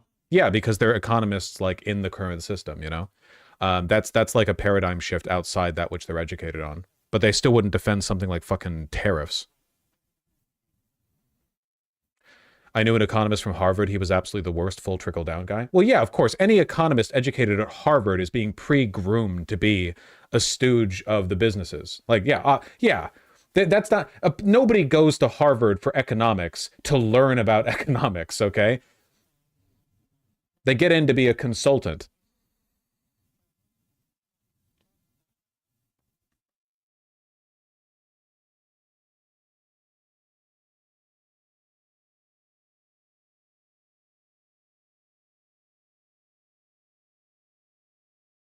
Canada said they were going to punish red states specifically for the tariffs. That's nice of them. Retaliatory measures. Orange juice from Florida, whiskey from Tennessee, peanut butter from Kentucky. Yeah, we'll see if it actually ends up happening. Besides, the elections in Canada aren't that far off, you know? We'll see.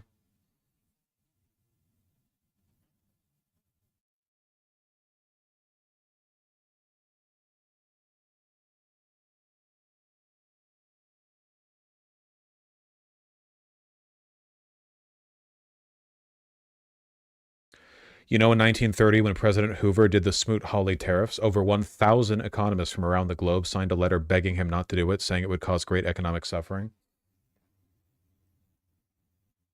Well, good thing he didn't listen, because then we got FDR, you know? Waiting for FDR 2.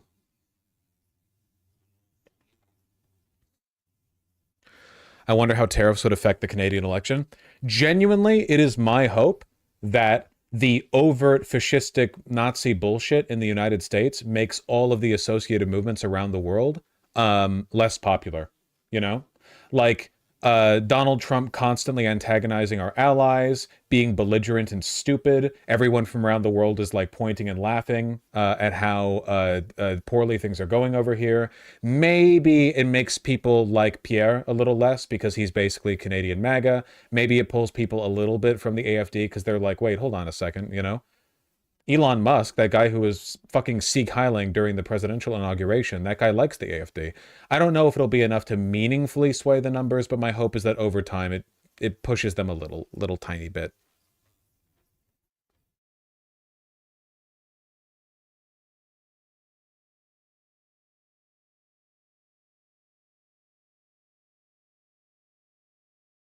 Just my hope. Pardon me, pardon me.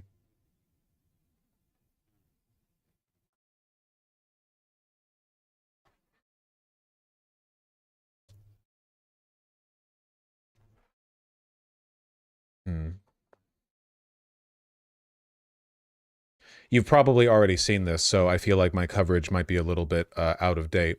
But the CBP One app, which was established to help facilitate legal immigration, has been shut down. Obviously, like, the idea that the Trump administration, or I guess conservatives in the United States, have defined illegal immigration as any engagement with migrants at all.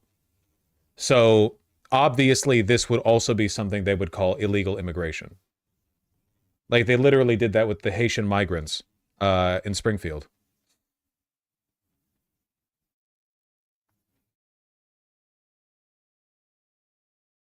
Even Europeans. There are not that many European migrants coming over to the United States for asylum, I'm afraid.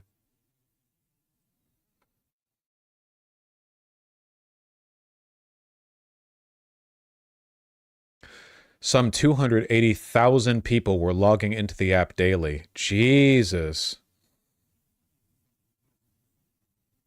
That is a popular app. I deleted that right away. Because, yeah, of course, to them, these are the illegal immigrants that Joe Biden was allowing to pour into the country. And borders are Kamala Harris.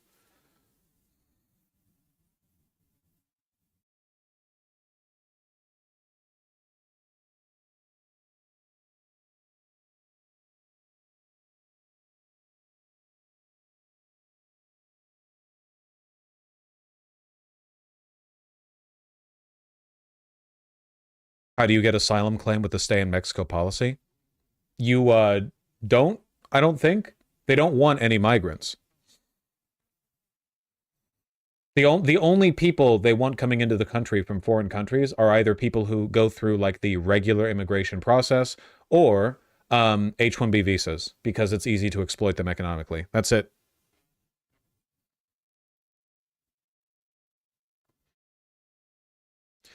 You hear about the Afghan refugees being stranded because of this? Yes. Yeah.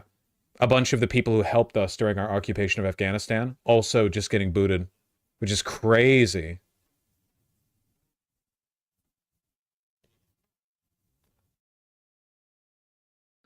Don't they want their illegal immigrant slave workers that they can threaten with deportation? Well, now that they're going after the 14th Amendment, you have a base of that. It's kind of like how America stopped importing new slaves past a point because you could just use the existing slaves and they would produce children that are already slaves.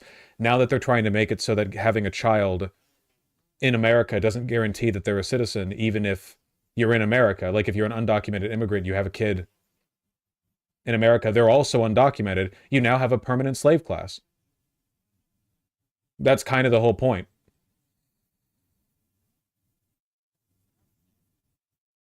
So you don't need any new ones.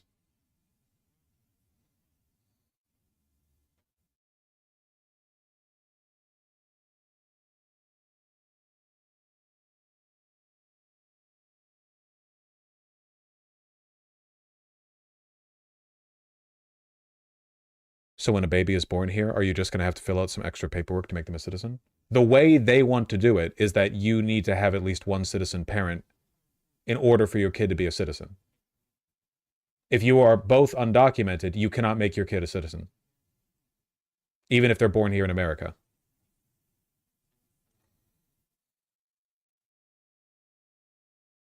Some good news, German parliament to debate ban on far-right AfD next week. I don't fucking care. They've been debating to ban AfD for like years now. I don't care. If they were going to do it, they would have done it a while ago. I don't give a shit. If they do it, then they do it.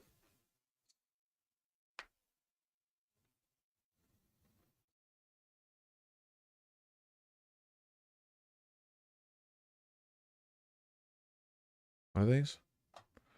Remove the border agent instructed to summarily deport migrants crossing the country illegally without allowing them to request legal protection. Yeah, they don't want any migrants coming in. Just hours after being sworn in, Trump invoked sweeping presidential authority, barred the entry of migrants deemed to be participating in invasion of the United States. We knew this. 2 Customs and Border Protection officials who requested anonymity to discuss internal guidance said migrants will not be allowed to see an immigration judge or asylum officer under Mr. Trump's edict, which effectively suspends U.S. obligations under domestic and international law to ensure people fleeing persecution are not returned to danger. Yeah, they've been saying they wanted to do this for a while. It's just like the formalization of rhetoric that they've employed for a long time.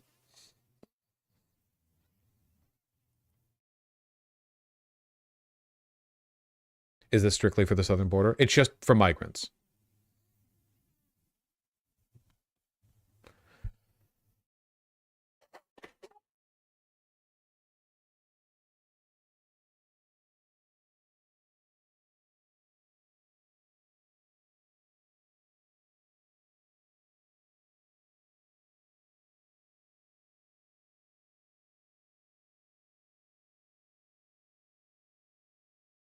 Well, we did vote for this by a margin of 1.5%, which is the same as an overwhelming mandate, I'm told.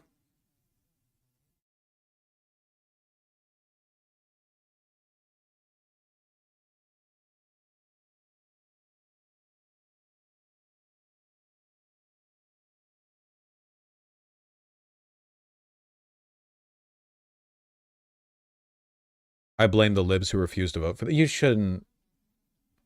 This is on the Democrats. The Republicans were clear about what they were, and the Democrats ran a historically bad campaign. You can blame the oligarchy who controlled the media throughout the campaign. It's just there's only so much you can really get at here, you know?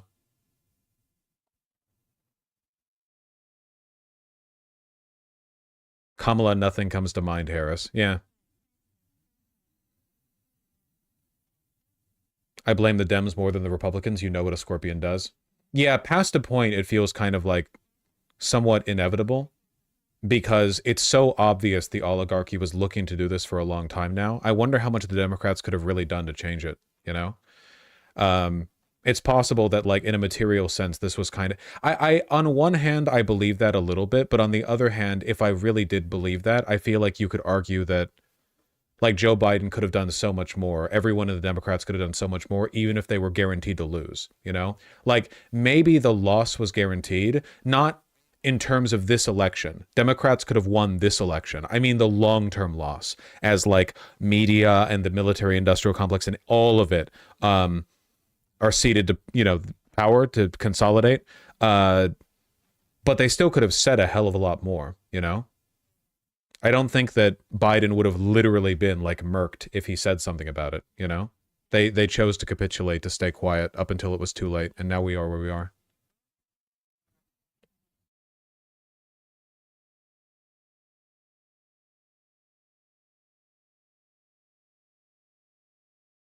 Are you implying the longed fight is doomed to lose? No, I'm suggesting that this historical moment might have been more or less guaranteed.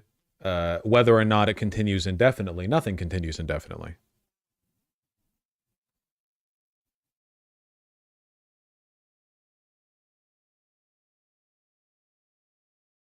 How are we doing with the fires now?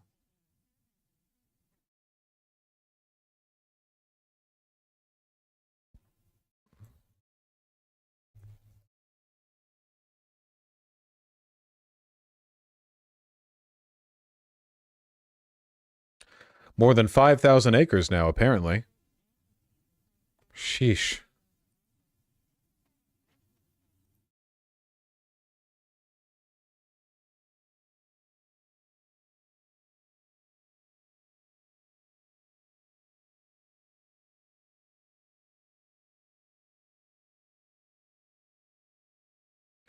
$5,000 acres. As of 1:03 p.m., it was estimated to be 5,000. So it's been an hour since then. It could be a lot more.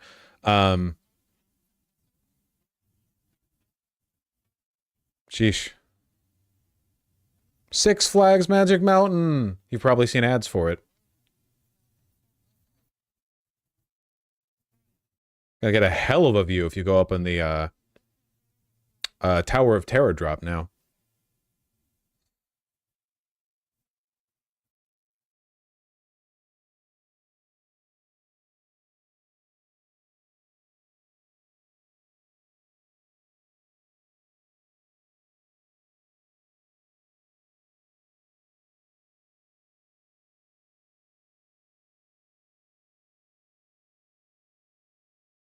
It's been almost 300 days since we've had any significant rainfall. I'm telling you, man, this part of the world, I'm telling you, okay? Especially now that Trump is in office, you are like everything was already culminating towards disaster. We are now dealing with high levels of federal mismanagement on top of that, okay? I'm telling you. It's the Deadlands? Yeah, it's the Deadlands where like 15 million people live there.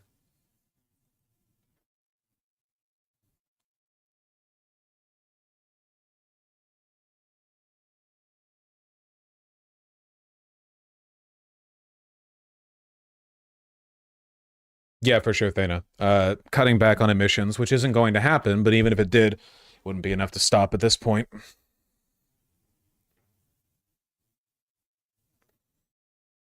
People forget about the overflowing morgues during COVID under Trump. Well, that wasn't necessarily all because of Trump, but yeah.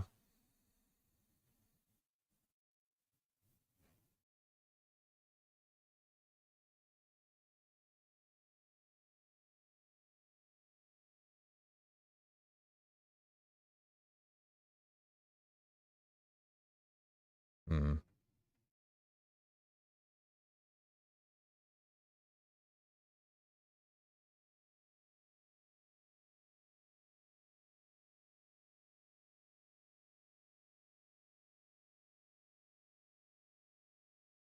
Can I plug something super quick? I don't actually need to ask for your permission. I can just do whatever I want. You know, I can just plug something anyway. I got an email like a week or two ago, from a small YouTuber who basically made a video about how England sucks now, or the UK sucks now, and wanted to vent about it, and it got viral and got like 1 million views. But unfortunately, a lot of the people that it went viral with were insane right-wingers who were like, oh, right, that's right, all the Muslims, that's right, that's why everything's going to shit. That's why the National Health Service can't see me for 6 years. It's because of the Muslims, or something to that effect. And anyway, she reached out to me, and she was like, hey, could we have a conversation on my channel? And I said yes, which is out of character for me, because normally I don't talk to other people that much. And then she used an ancient photo of me in the video, which was nice of her. Sort of like the glow up, right? Where it's like, oh, wow, he lost a lot of weight. Whoa. Whoa. Anyway, I thought it was a super good convo, so I'm recommending it, like, in part, I guess, to sort of ideologically balance out the disposition of the people who are watching this video and saying that I'm a, I don't know, servant of global Bolshevism or something. But also, because I think it was a good conversation. And I spent a lot of my time camera mogging her. You know, I gotta flex the streamer merch or info. Streamer gear? Why'd you wait so long to pull it? Pull what? Plug it? What's the actual channel name? Educate. See? Get it? Here, I'll link the video. I think it's cute. Well, I think the video is good. I guess the premise is cute. The name is a pun because it's like educate, by the way. Oh! Thank you. Thank you. I was curious about that. Why not talk on stream? I am busy. I am very busy.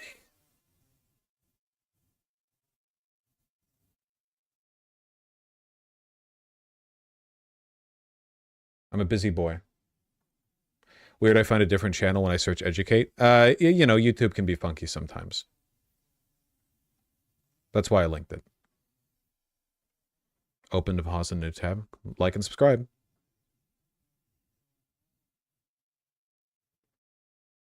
Did she email you directly? That is typically what people have to do if they want to get in contact with me, yes.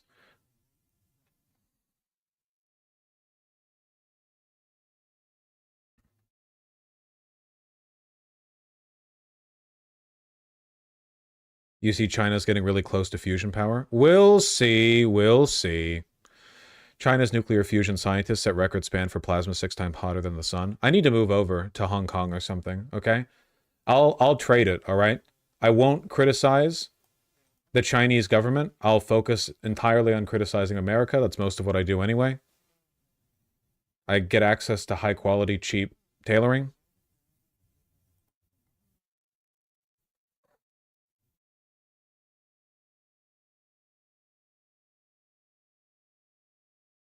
We've been really close to fusion for the last 30 years. It's never going to happen. Hey, never say never. You don't know. It's not a theoretically unviable way of generating energy. You know? It's not like cold fusion where it's where like from the beginning of the premise was fucked or whatever. Or it was like a scam. Like, we know fusion works and produces a lot of energy. It's just a matter of getting it sustainably and without having to put more energy than we get out of it.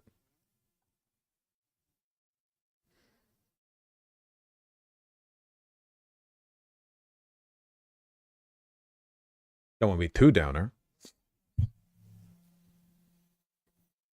Cold fusion just takes too much magnetism to run. My understanding is that cold fusion is just made up. Like it was literally just a sensor error or calculation error that got a bunch of prestige, and because the scientists who were doing it like ran to the media the nanosecond they thought they had it figured. But it wasn't even a thing, you know? Fusion is bad and sucks if you played Fallout. Fallout, the world of Fallout looks the way it does because of fission. You're mixing up fission and fusion, my friend.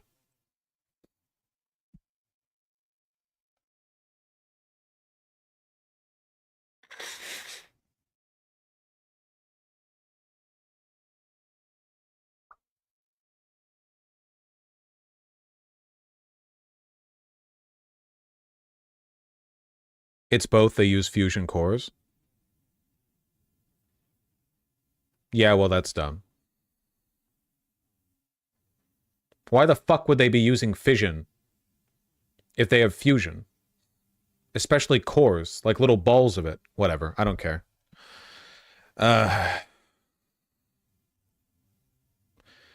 Just in, House gives final passage to immigrant detention bill, sending Trump the first law he can sign. Guys, we're getting it! We're getting our first bit of legislation.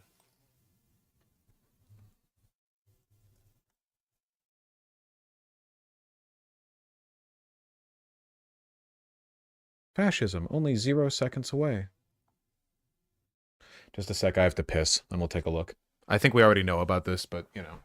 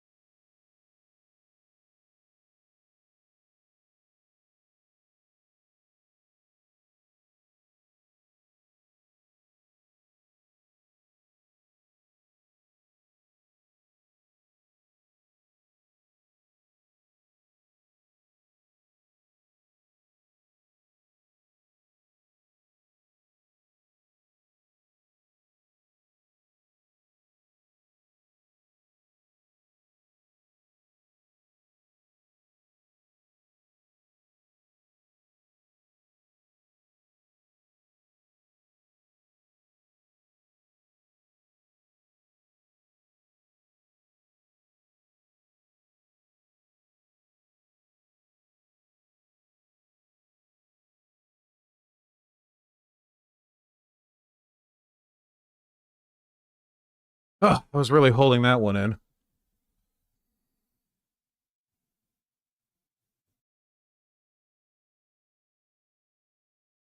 LGBT flag ban? Yeah, we saw it.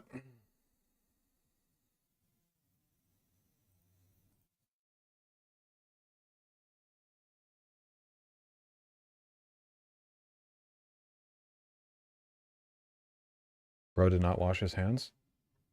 Yes, that wasn't even that quick. You people suck at pissing. That's the feeling that I get from the shit from this. You just suck at it. You're bad at it.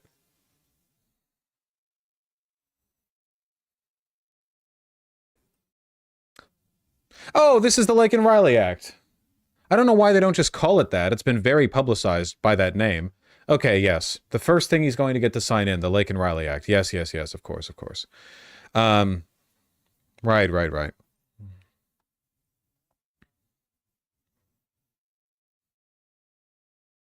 Should have intuited that. I'm just, you know. Bit brain fog from how consistently bad the news has been. I doubt it was added wheat paste.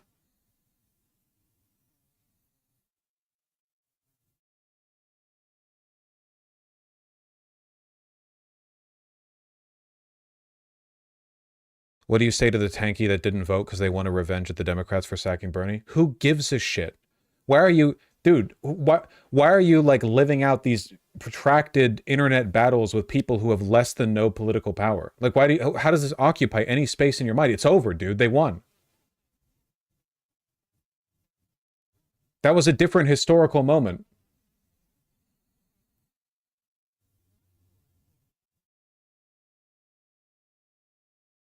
Who the fuck cares about the election? It's over.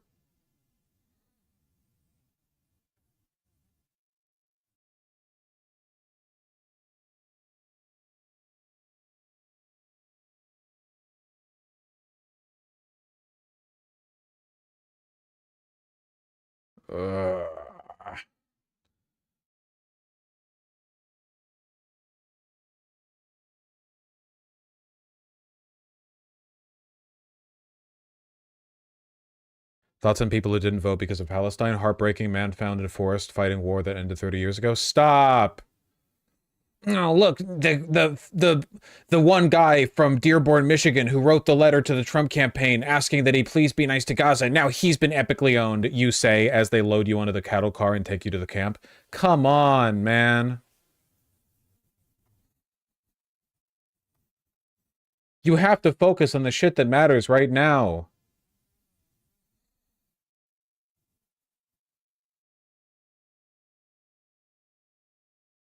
Like the problem right now is the combined power of the oligarch. Like we have the clearest enemy ever.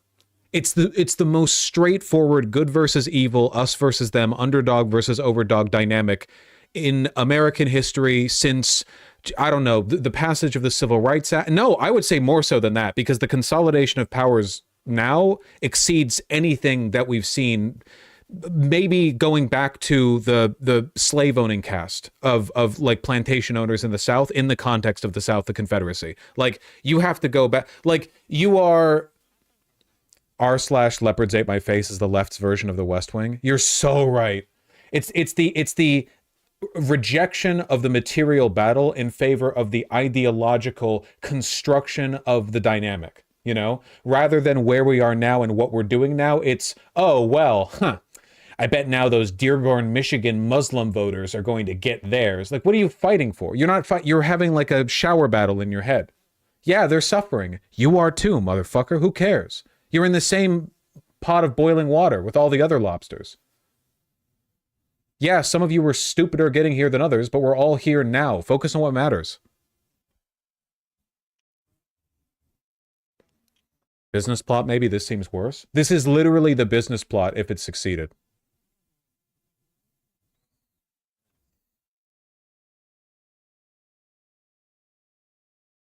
Do I have an editor here? That would be a good short clip. Shorts clip?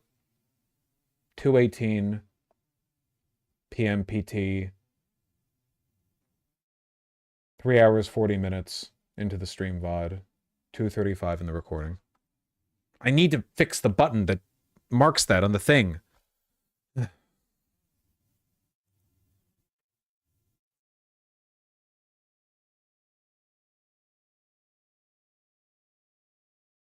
It's not just Muslim voters in Dearborn. Yeah, I know, but like, again, who the fuck cares? Maybe if the Democrats wanted to win, they shouldn't have been fucking wretched and awful in every possible way. Like, you can't. Who has the power here in this dynamic? You know. Like, so, like I'm sorry, but like, I do subscribe to the radical belief that winning an election is about how popular you are with the electorate, and if the party that you're trusting to not throw the election to fascists does a terrible job, you have to hold them accountable for that, you know? What do you get out of that materially going the other way? You know? Like, what, like, if it, like, I guess what I'm asking is, I'm productivity minded. What do you get out of being like, well, here's my chance to be smug to those guys? What do you get out of that? Nothing. CNN boss has been pressuring anchors to use kitty gloves when reporting on Trump. Yeah, of course. This helps explain the reluctance to report on the repealing of the LBJEO earlier. I'll take a look at this later.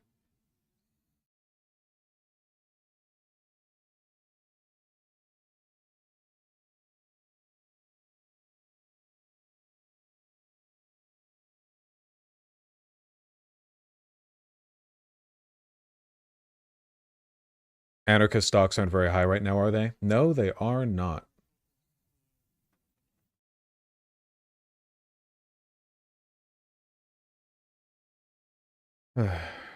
Man. Who should be DNC chair? We're gunning for Ben Wickler. That is the individual that we are hoping to see win.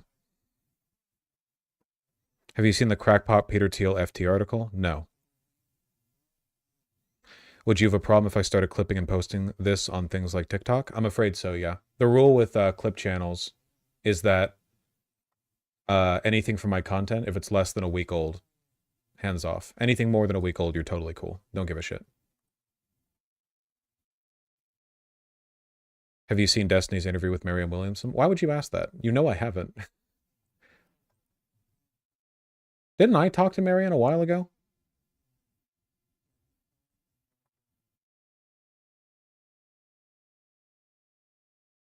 Yeah? In 2023? It's like it was a different country, different lifetime.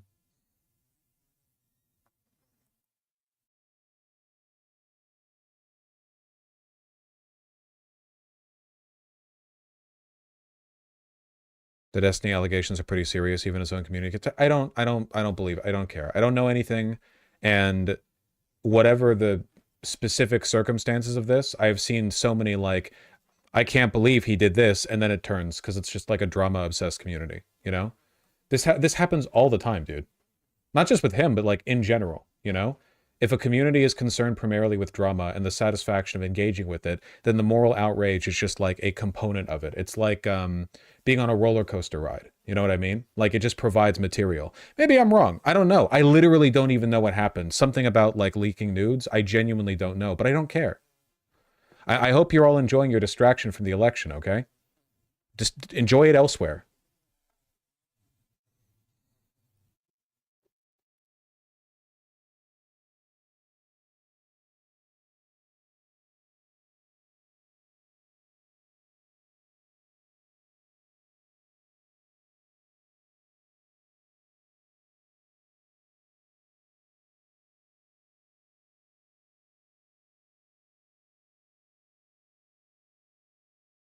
Beyond the result in Wikipedia. Yeah, they're probably going to try to like ban Wikipedia or something. I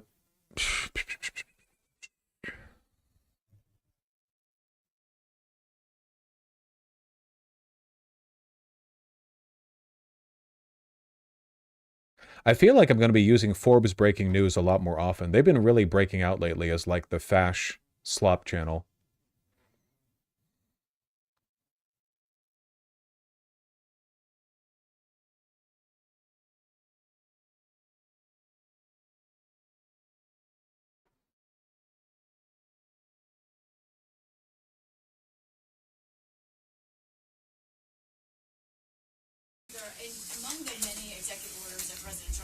Great audio, at least from my end.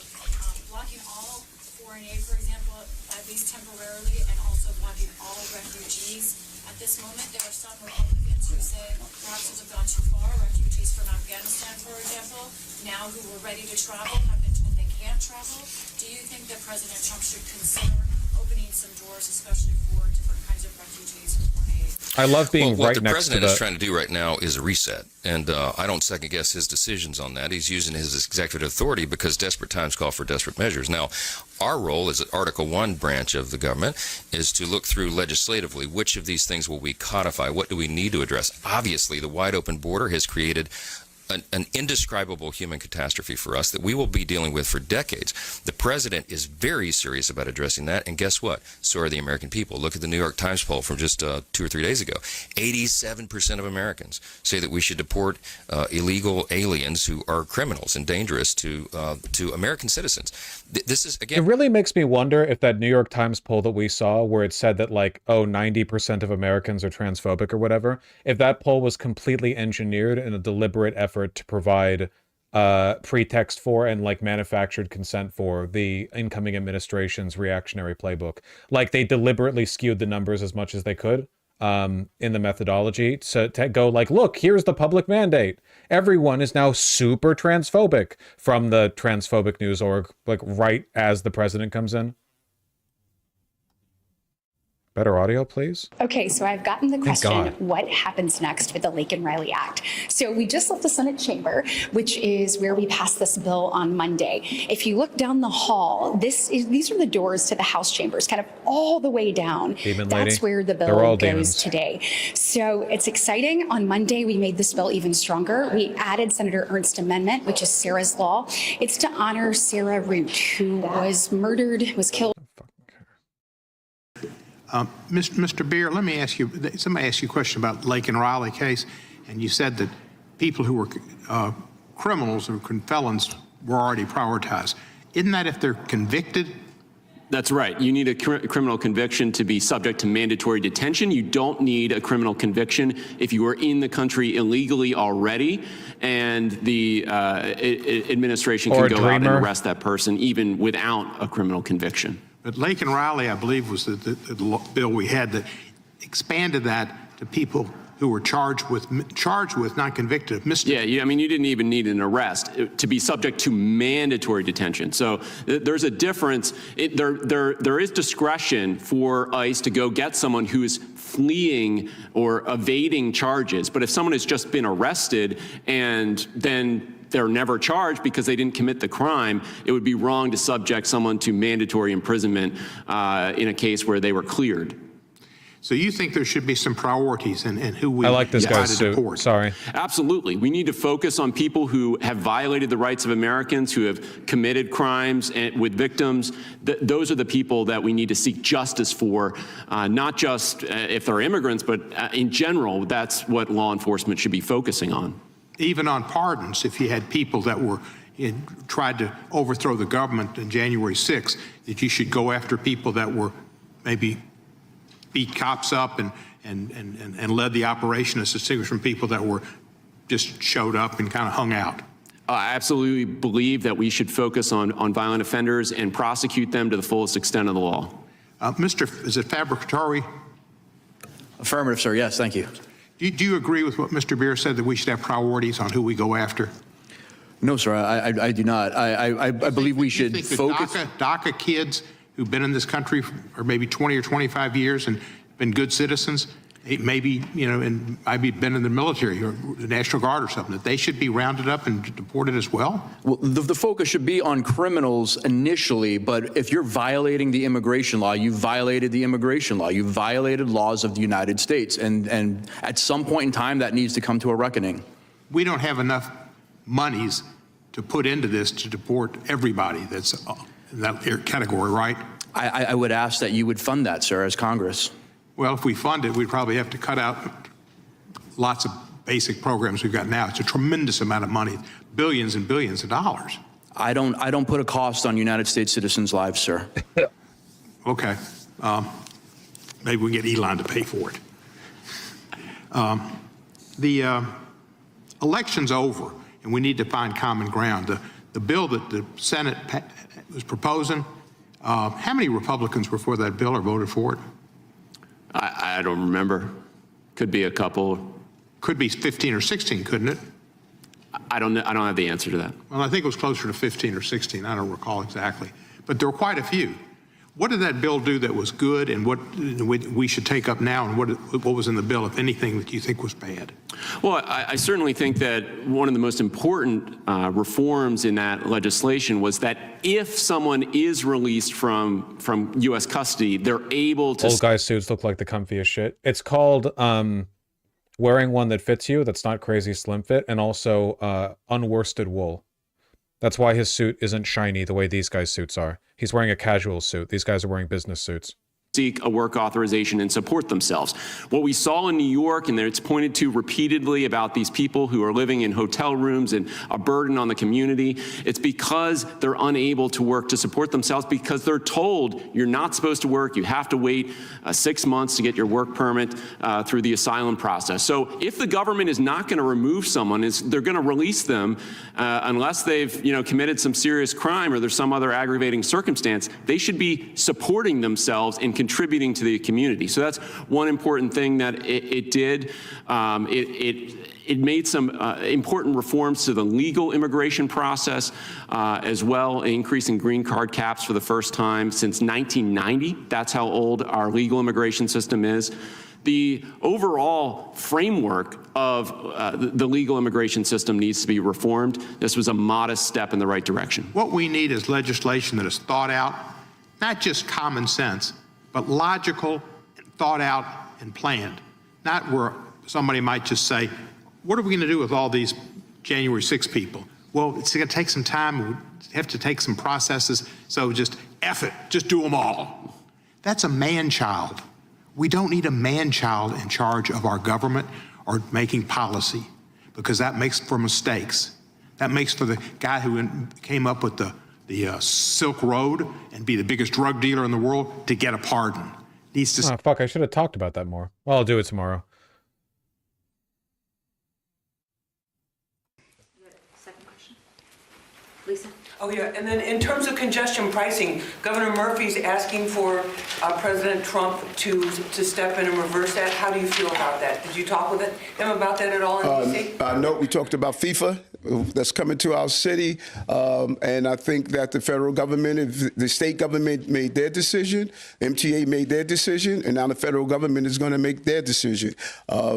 What is within my span of control, I need to operate. And trust me, this is the second most difficult job in America. Okay, so no answer from him. Gotcha. Commuters are being screwed over, and he's talking about soccer. Awesome. Oh, man. Local meteorologist in Wisconsin fired for calling out Musk's Nazi salute in social media. I cannot stress to you guys enough how important it is that you guys practice internet anonymity, okay? Even if that means making entirely new accounts. Like, for when I was growing up, we were taught, like, have your shit online be anonymous, and then at some point it was like, actually, LinkedIn is a thing. Everyone's just going to use their regular-ass profiles with their names on it. We need to return with a V, okay?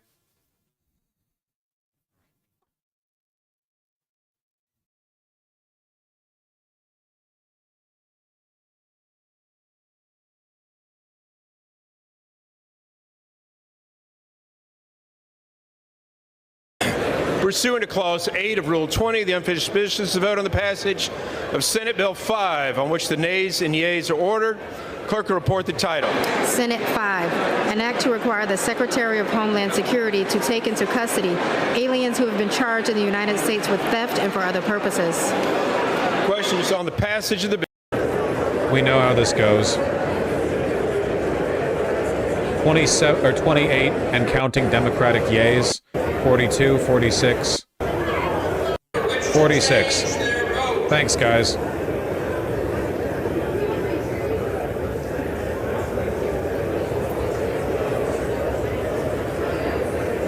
On this vote, the yeas are 263. Fuck you. Plantation looking ass.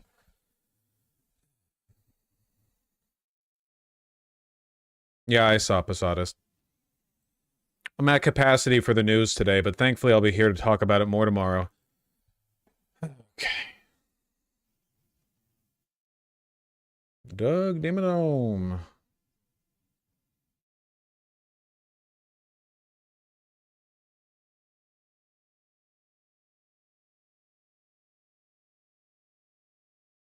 Your struggle is appreciated. I truly do have the hardest job in the world, I agree. Time for me to read donos. Let's not forget those. Carlub and Midnight Kitted Boy, thank you for the tier 2 subs both. I really appreciate that. Azura A, thanks the 5. I'm really glad you're enjoying the One Piece manga. It's genuinely peak. Really, really good. Better than the anime for sure. Hope you're enjoying it. Not a pseudonym, thanks the tier 1 sub. I'm glad you got an M1 Garen today. Soon being pro-American will be illegal, so enjoy it while you can. Atlantean, thanks the $5. Can you shout out the DSA is running a candidate for Atlanta City Council? Kelsey Bond. Don't know how much of an effect my shouting out is going to have for that, but, you know, better them than anyone else. Lonnie the Elder and Horizon, thank you for the $5 both. I really appreciate that. If you do end up watching Twin Peaks, I recommend only watching 1 to 2 episodes at a time to submerge yourself in the atmosphere and let it sink in. Let it sink in. Let it sink in. Let it sink in. Orson Zed, thanks the tier 1 sub. Spider-Cat, thank you for the tier 1 sub. Thank you for the kind words. Hyperbolic, thank you for the $5. Much appreciated. Mean Former, thank you for the $10. I'm eating more lentils now. Genuinely good. Save money. Looney Basilisk, thank you for the tier 2 sub. I'm thankful for all the good, strong people out there. Thank you for what you do, Vosh. Just never forget, no matter how bad things get, their policies are anti-human, and we are all humans. No getting around it.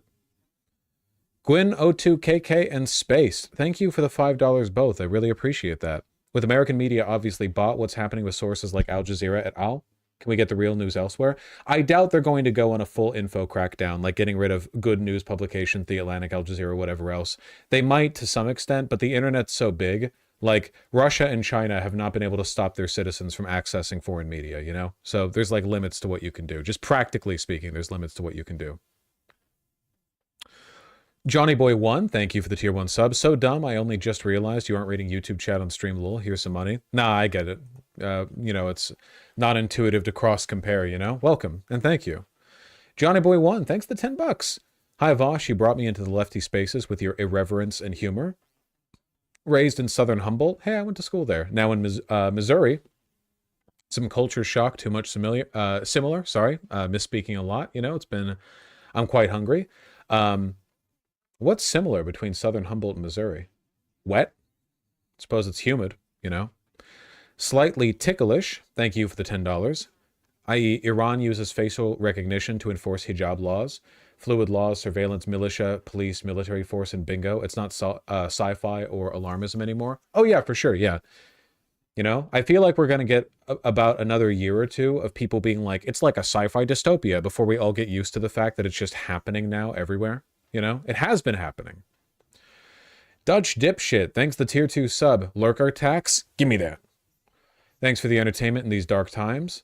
Gray skies and fog feels like 3 months now. Keep it up. Also, exams are almost over. Hypers. Yeah, we're going to have gray skies and fog for a while longer. Hope your finals have gone well. Argonaut JI, thanks the tier 1 sub. Hey, Vosh, thanks for keeping me informed all the time. I try. Found out your channel, about your channel a few months ago, and I have been enjoying every minute. Cheers. Well, that's good to know, because I have not been enjoying every minute of running this channel. I'll tell you that much. Thank you. Renio Wu, thank you for the very kind $5. Glad you've been doing mutual aid in Los Angeles. Nice fit pics, genuinely. Some of these go really hard. 90s album, hip-hop album covers. Natalie21, thank you for the $5. German Palestine protesters got trapped by their university and the police. This is pretty bad. Statement of the events. And this is pretty extensive. I'm going to have to look at this later if I do. I assume, yeah, they're pro-Palestinian protesters. Yeah, of course. Obviously. The German people are not anywhere near as militantly pro-Israel as their government seems to be. Piotr Online, thank you for the very kind 10 tier 1 subs. Loving everyone trying to get me to join the Stargate program because they don't understand that the data center cash grab is going to be 90% H-1B.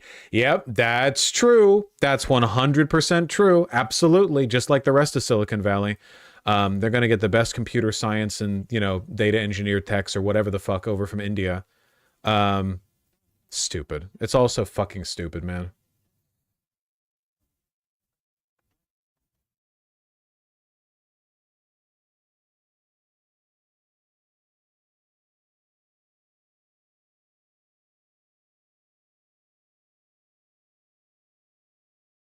Is the CHIPS Act dead? No, not yet, but there seems to be the intention to undo it or undercut it. Yeah. Arcane Spaghetti, thank you for the 3 $5 donos over Super Chat. Let's go early to a stream for once. Prime British Cultural Exports. My father said Elon's salute was just marketing for media. Is he lost to reality? Yeah. Digital Decay, thank you for the $2. We'll get those eggs one of these days. Victorious Gardenosaurus, thank you for the $5. Derek Roberts, thank you for the $2 donos. What does ADA have to do with race/gender for DEIA? because discriminating against people who are disadvantaged in some form or another, whether that be physically or through social circumstances, is literally like the ideological bedrock of fascism. I didn't talk about the ADA stuff that much. Fuck, I have to mark this down, okay? I'm going to try my best to remember. Okay, hold on. I'm going to write it down right here. ADA, no, DEIA, and Silk Road. And they're going to be right there, and then we do stream tomorrow. They're on my mind. They're right there. Okay. Mark your calendar. Malon Miller, thank you for the $10. I visited Stockholm, Sweden last September. Sweden is so much better than the US. I really enjoyed seeing Sweden. Having to come back here sucked. The US is barbaric compared to Scandinavia. All right, buddy. Style it down, okay? We're suffering enough over here. Victorious Gardenosaurus, thank you for the two $5 donos. Yes, hopefully the honeymoon phase of Trump's second term ends quickly. We'll see. Genuinely, it's possible that it starts becoming difficult to even determine what public support for Trump is. You know? We'll see. Questionably Red, thank you for the $10. Trump is going to declare a border crisis because we want out. We'll see. Tajirai and Guy Dudeman, thank you for the $5 both. If they nuke your channel, do you have a backup plan? Yeah, I'll panhandle, obviously. Welcome to the surveillance state. Yeah, we've been in one for a while. They're just going to get a lot more mask off about it. Phoenix Barbecue, thank you for the $10. Hey Vosh, I know I'm late on this, but the reason corps fight in cyberpunk is because there's no government in a permanent martial law, and corporations are basically small nations fighting for control. Yeah, I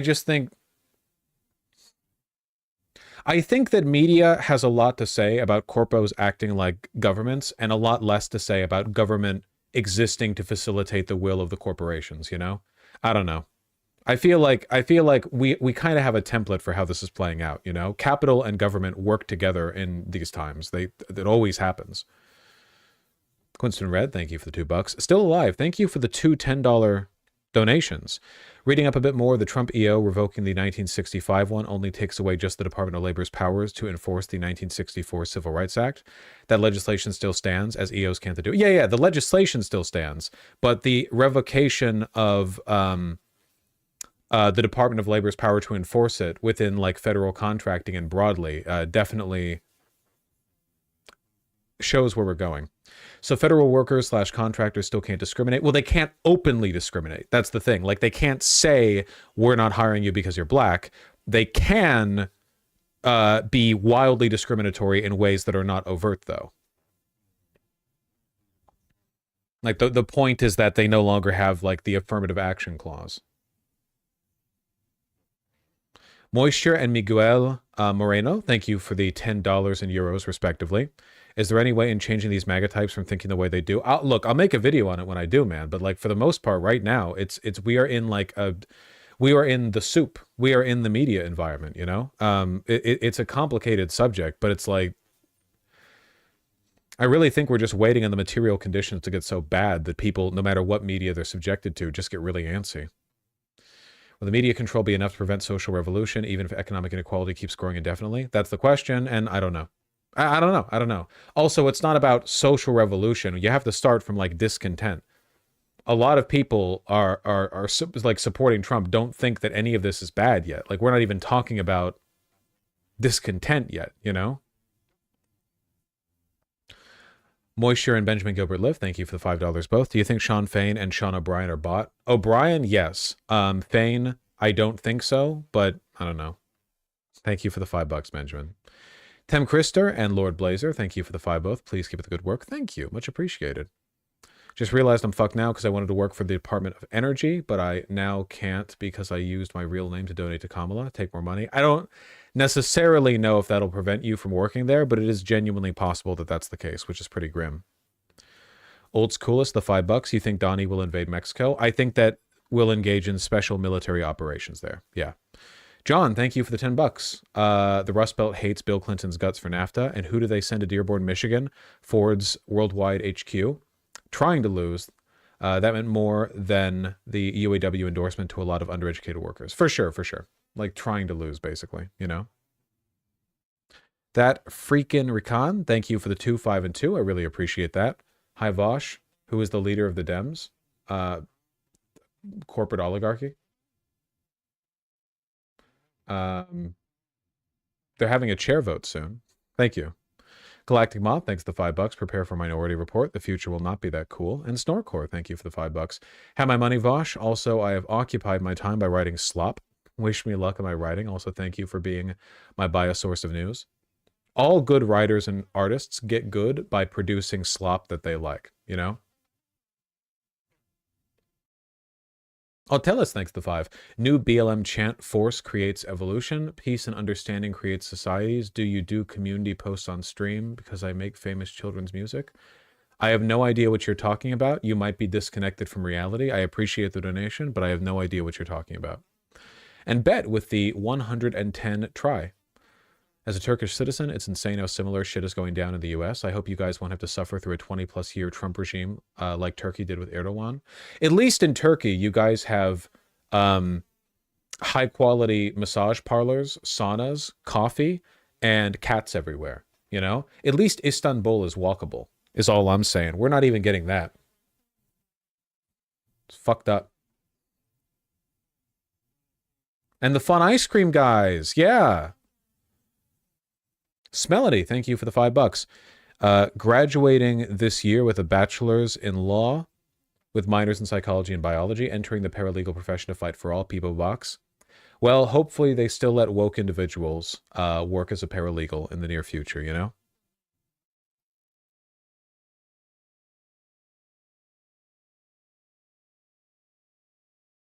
God willing. Lexi the Squishy Fishy, thank you for the $5. Did you totally missed the exec order about removing all LGBT plus and HIV stuff from Fed websites? I did miss that executive order, yes, though it's not particularly surprising to me because stuff like that would usually just be written as part of a commitment to diversity and equality, which obviously they're not going to be doing, you know? So, yeah, I mean, it makes sense they would remove that given what's going on. Snorcore with $5. My slop is writing plot ideas and systems. I wrote a fictional political manifesto because I hated overtly authoritarian cliches and wanted a subtle one. Whatever gets your goat, you know? Creative writing or whatever you enjoy. The best way to get good at a practice, any kind of hobby or whatever, any talent, is to just do what you like doing and do it over and over and over again. And that's it. You know?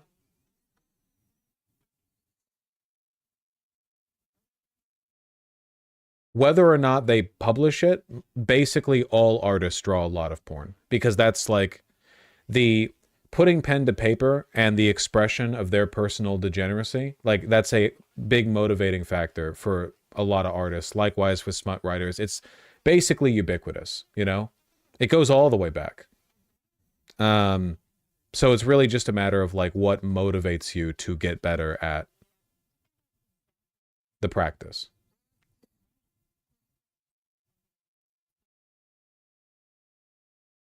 All right. That's the end of stream, folks. I am going to eat food and take a shit, you know? Gonna live out my truth as a human, hopefully you as well. I'll see you guys tomorrow. Tomorrow we get to go over. Tomorrow we'll go over the Sean Hannity interview.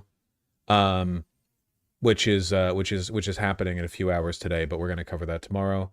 And we'll get to see Trump talk about how bigly the economy is already being and how he's attracted trillions in investment and so on and so on. It'll be great. I love you all very much. Take care of yourselves, drink water, and be well. And I'll see you soon.